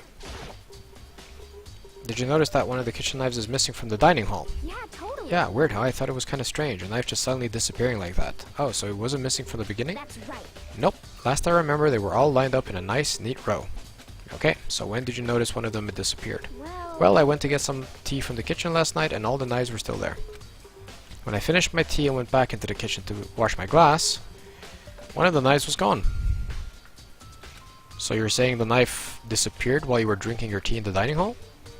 Yeah. In other words, you were right there in the dining hall when someone came and took it. Then you should be able to say for sure. You can tell everyone I didn't come to the dining hall last night. Which proves I didn't take it. Aoi's account has been added to the truth bullet section of your handbook. Cool. Hey, by the way, did you really kill Sayaka? What? Of course not. I would never. Hina, do you really think I murdered her? Well, she was killed in your room, right? So, I mean, you guys were supposed to be friends, right? But you still kill her. On the other hand, two people becoming good friends, then one killing the other is a classic drama setup, so when you consider everything together, I honestly have no idea. Okay, we've had that discussion. Okay, what else was there? See, this is where this gets nifty. Open the map. Okay, what else? Is there anything else? Okay, so the exclamation points don't go away, but I'm pretty sure I'm kind of done with the kitchen. Now this all becomes this becomes more difficult over time as the game progresses, because spoiler alert, rooms and whole floors actually open up that were not open before, so the whole exploration thing gets a little bit more. There's just more ground to cover every time. Now, not everything is equally important at all times, but you can't always be 100% sure, unless you want to stick 100% to the critical path, of course, and just follow the exclamation points. But even then, there's a lot of flavor stuff that can be lost, and I just wouldn't recommend playing the game quite that way. There's just like some circumstantial stuff that might get you thinking in the right way, which is a good reason to like just wander around and just look at stuff and talk to people and so on. Should be able to use this to see what's on the DVD that Sayaka threw in the garbage. I sat down in front of the screen and put the DVD in the player. I pushed play and the screen was dark for a few seconds, but then... Oh, here we go. An image slowly appeared. It looked like some kind of concert. Standing on stage, front and center, was a face I recognized all too well. Sayaka. She was there, along with the friends she said had been so important to her. Sorry, reading is getting difficult. She was positively glowing there in front of the crowd, so full of life. Seeing that image made it even harder to accept that she was dead. My vision started to blur and darken, and then that voice I'd come to despise so much began to float out of the speakers. Sayaka Maizono, the ultimate pop sensation, lead singer for a world-famous all-girl pop band. For these girls, the glowing spotlight only made them that much more beautiful. But then... Suddenly the screen went dark, and in the next moment, I saw something I could hardly believe. Oh. What the? Sayaka had disappeared from the stage, which was now in ruins, but what I noticed even more than that was the figures of the other girls who had all simply collapsed. This ultra-successful team suddenly fell apart. None of them will ever perform on stage again. None of them will ever feel the warmth of the spotlight. For Sayaka, there's simply nowhere for her to return to. So here's the billion-dollar question. What, oh what, could have caused the group to go to pieces?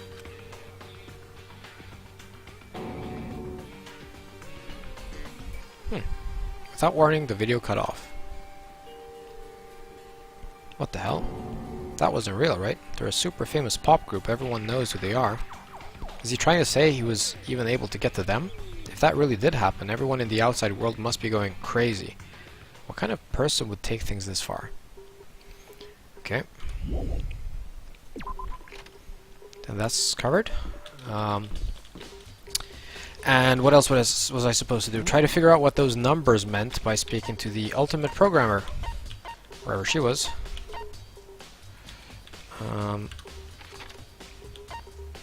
Yes, there she is. So we're gonna go to the gym. Ba-ba-bum. Boo-hoo-hoo-hoo.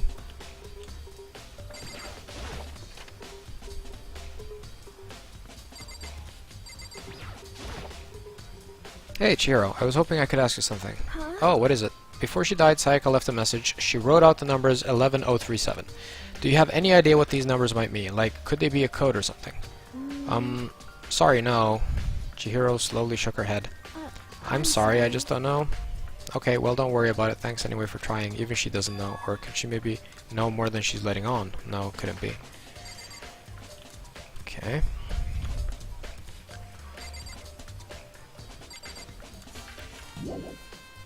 Leave the gym.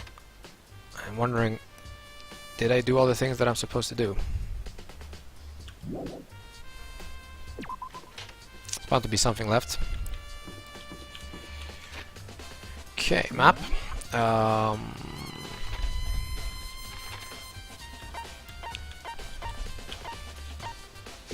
Oh yeah, right. Someone did mention something about the trash room, I think. Let's see if we can check this out.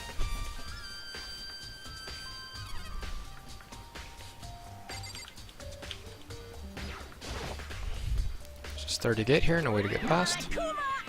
It's the end of the line. Trash room. This is where all the trash in the school eventually winds up. How do you get this gate open? No, you can't go any further.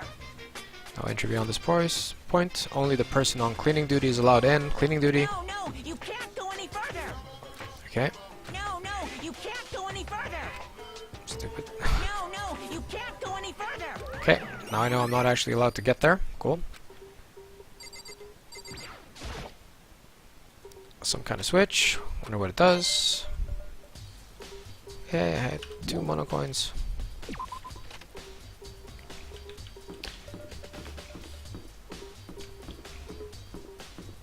Okay, so what was it?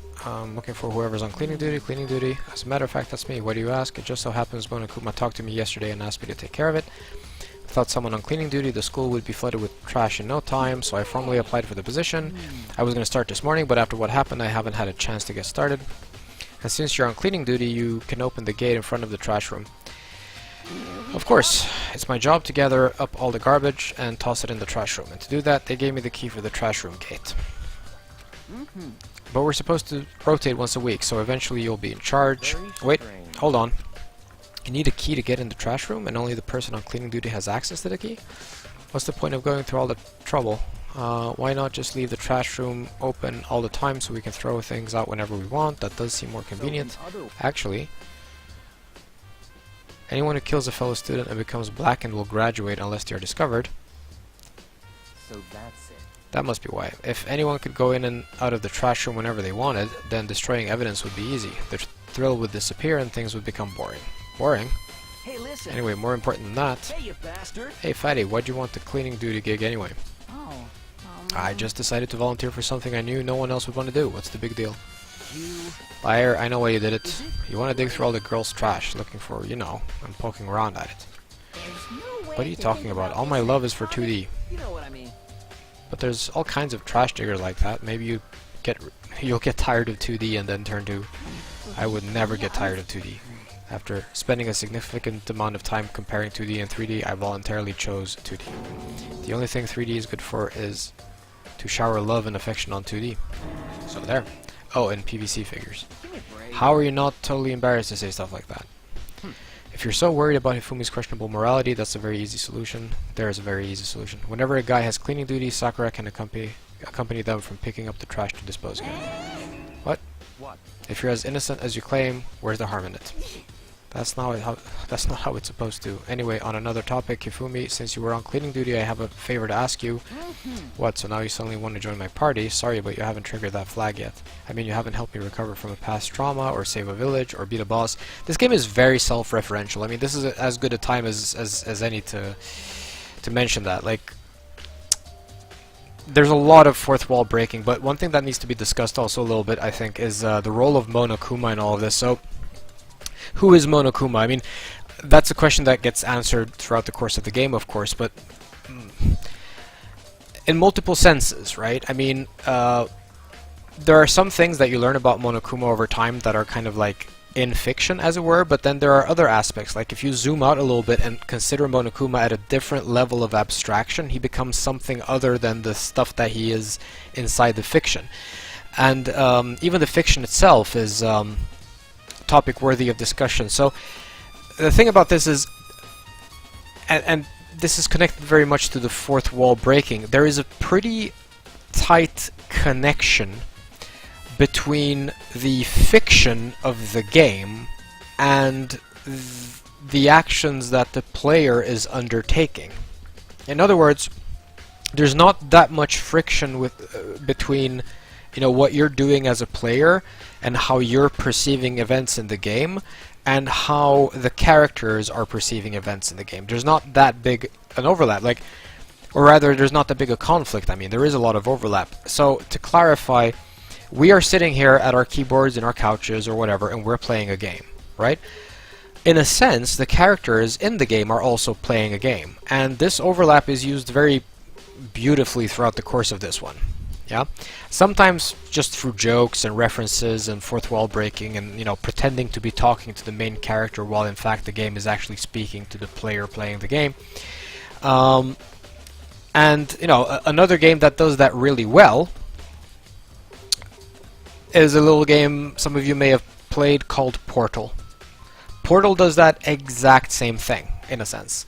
It's a different genre of game, but basically it says, look, we're going to basically put the player character in the same scenario as the player is in for much of the game, which is basically playing a lot of test rooms.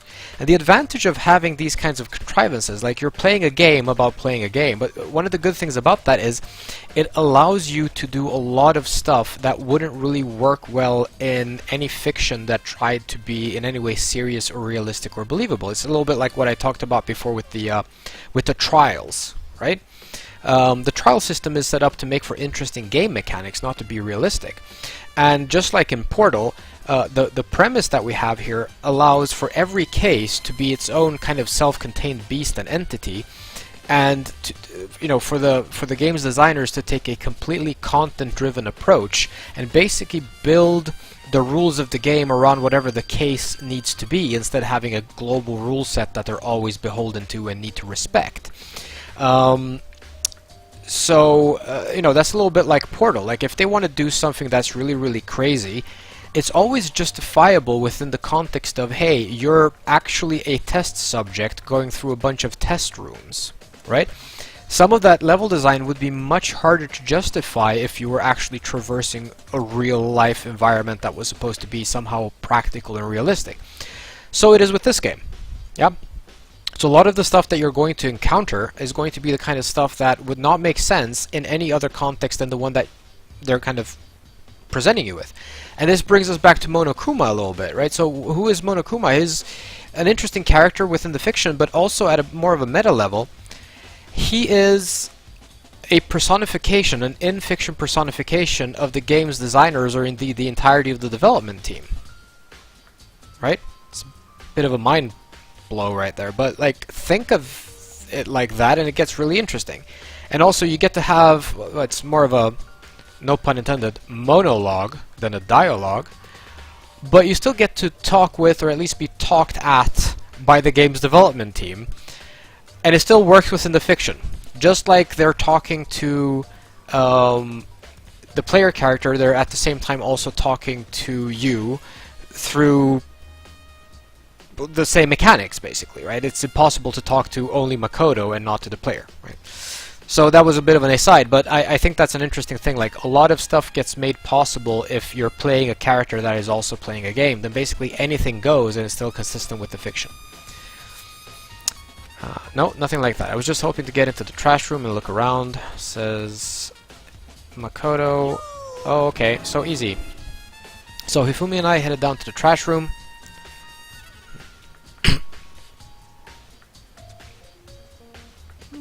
You'd like me to open the gate, wouldn't you? You know what? When I look at it, it makes me think. They say he killed his wife, he learned how to get by on the inside, but he never stopped dreaming. Get busy living or get busy dying, he said. So him and Rita, they found themselves a way out. Shawshank reference. Whatever, please just hurry up. Okay, dokie, leave it to me. Fumi pulled the key out of his pocket and used it to flip the switch next to the gate. And then gate opens, and now I can explore a bunch of stuff. Surely you aren't planning to use the trash room to destroy evidence, are you? You fiend, you planned this all wrong. No. I just wanted to see if the actual killer had tried to destroy any evidence or not. But the actual killer is you, isn't it? You want to see if you left anything behind. Wait, maybe a parallel world? This guy is, this guy could be a good writer for this franchise. Whatever, let's just hurry up and keep looking. So, there's stuff to explore here. There's stuff on the floor. What's that right there? There are shards of broken glass scattered around in front of the incinerator. Cool. It looks like it used to be some kind of glass ball, just about big enough to fit in the palm of your hand. Is that? Do you know what this is? They say if you collect all 7, a dragon will appear and grant you a single wish. Kidding aside, it's the kind of thing you might see on any big city street corner. Gaze into it and it will show you a glimpse of the future, just like that Mina girl who was on that quest to find that one guy. Yeah, I get what you're trying to say, but who did this particular ball belong to? There's only one person it could be. They should all be. They should all still be in the gym. I better go find out for sure. Shattered crystal ball has been added to the truth bullet section of your handbook. There's something on the ground in front of the incinerator.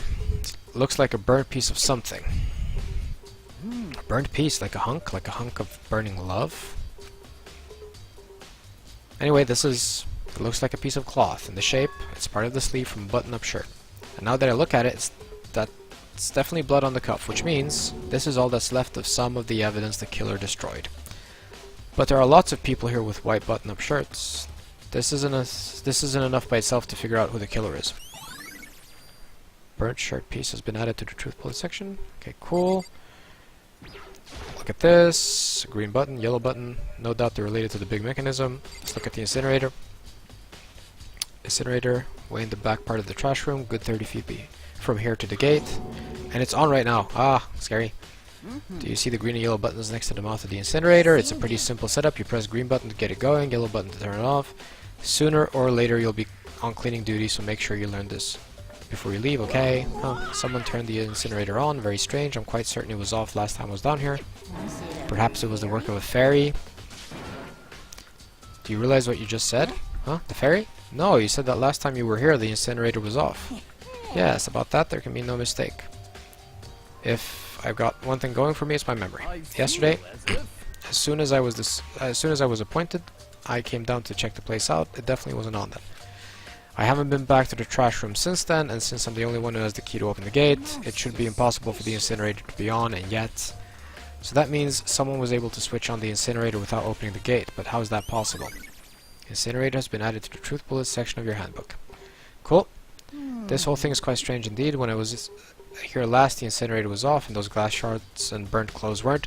So here's a typical dialogue that only happens, again, after I've done all of these things that he's talking about, otherwise the dialogue wouldn't make sense. So this is essentially kind of the, like a diamond that the game kind of, the free roaming stuff that I can do out of order collapses back onto a main track, where all the things that I've done in whatever order I wanted, can get referenced, right?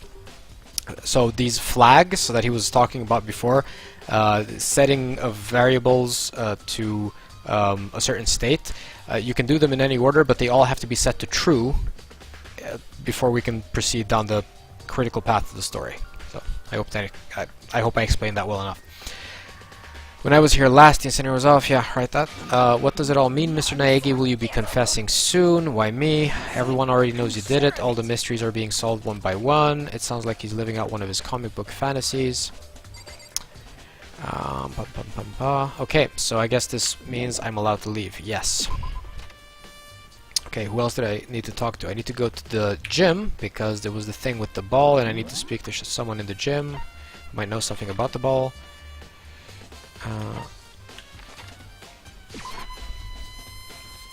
Indeed, this whole investigation phase is one of those things with the flags. Like, I can do stuff out of order, but everything has to be set to true. And once everything is set to true, as opposed to false, then I can kind of continue to the trial. So it's a different way of expressing what I said before. Okay, Hero. Hey, Hero, can I ask you something? Gotta get out of here. Gotta get out. Oh, snap out of it. What are you doing here? What? Hey, does this look familiar? Ah, that's my crystal ball, but it's all smashed. What the hell? I only bought it because the guy said it was blessed. He said it was unbreakable. So, how'd it break? Was it actually just made of glass and not crystal? Did that guy totally dupe me? He said it belonged to the pillars of history. Genghis Khan, George Washington, Napoleon. He said whoever controlled the crystal ball controlled the world. Was that seriously all BS? Let's put that aside for now. So, you can say without a doubt that this belonged to you? Yeah, that's mine for sure. I probably forgot it in the laundry room last night. Someone must have come by and snatched it. You left it in the laundry room? That means anyone could have found it and taken it. Okay, has been updated. That's cool. Thanks, here. That's all I wanted to know. Sure. By the way, I'm almost afraid to ask, but how much did you pay for that thing? Well, everything I saved up from fortune telling for 2 full years came out to be like $1 million. $1 million? That's pretty cheap, actually. I mean, considering it gives you the power to control the world. That's just too stupid. I can't even feel bad for him. And there we go. All the flags are now set to true. I've done all the things that I need, and then the class trial will then commence. Which means that it's time for another quick break. I need to drink some water, and then we're going to commence to the class trial, which is going to be the last thing that we're going to do today. And then I will have shown the entirety of the Danganronpa game loop. So thanks for sticking with me so far, and I will be right back.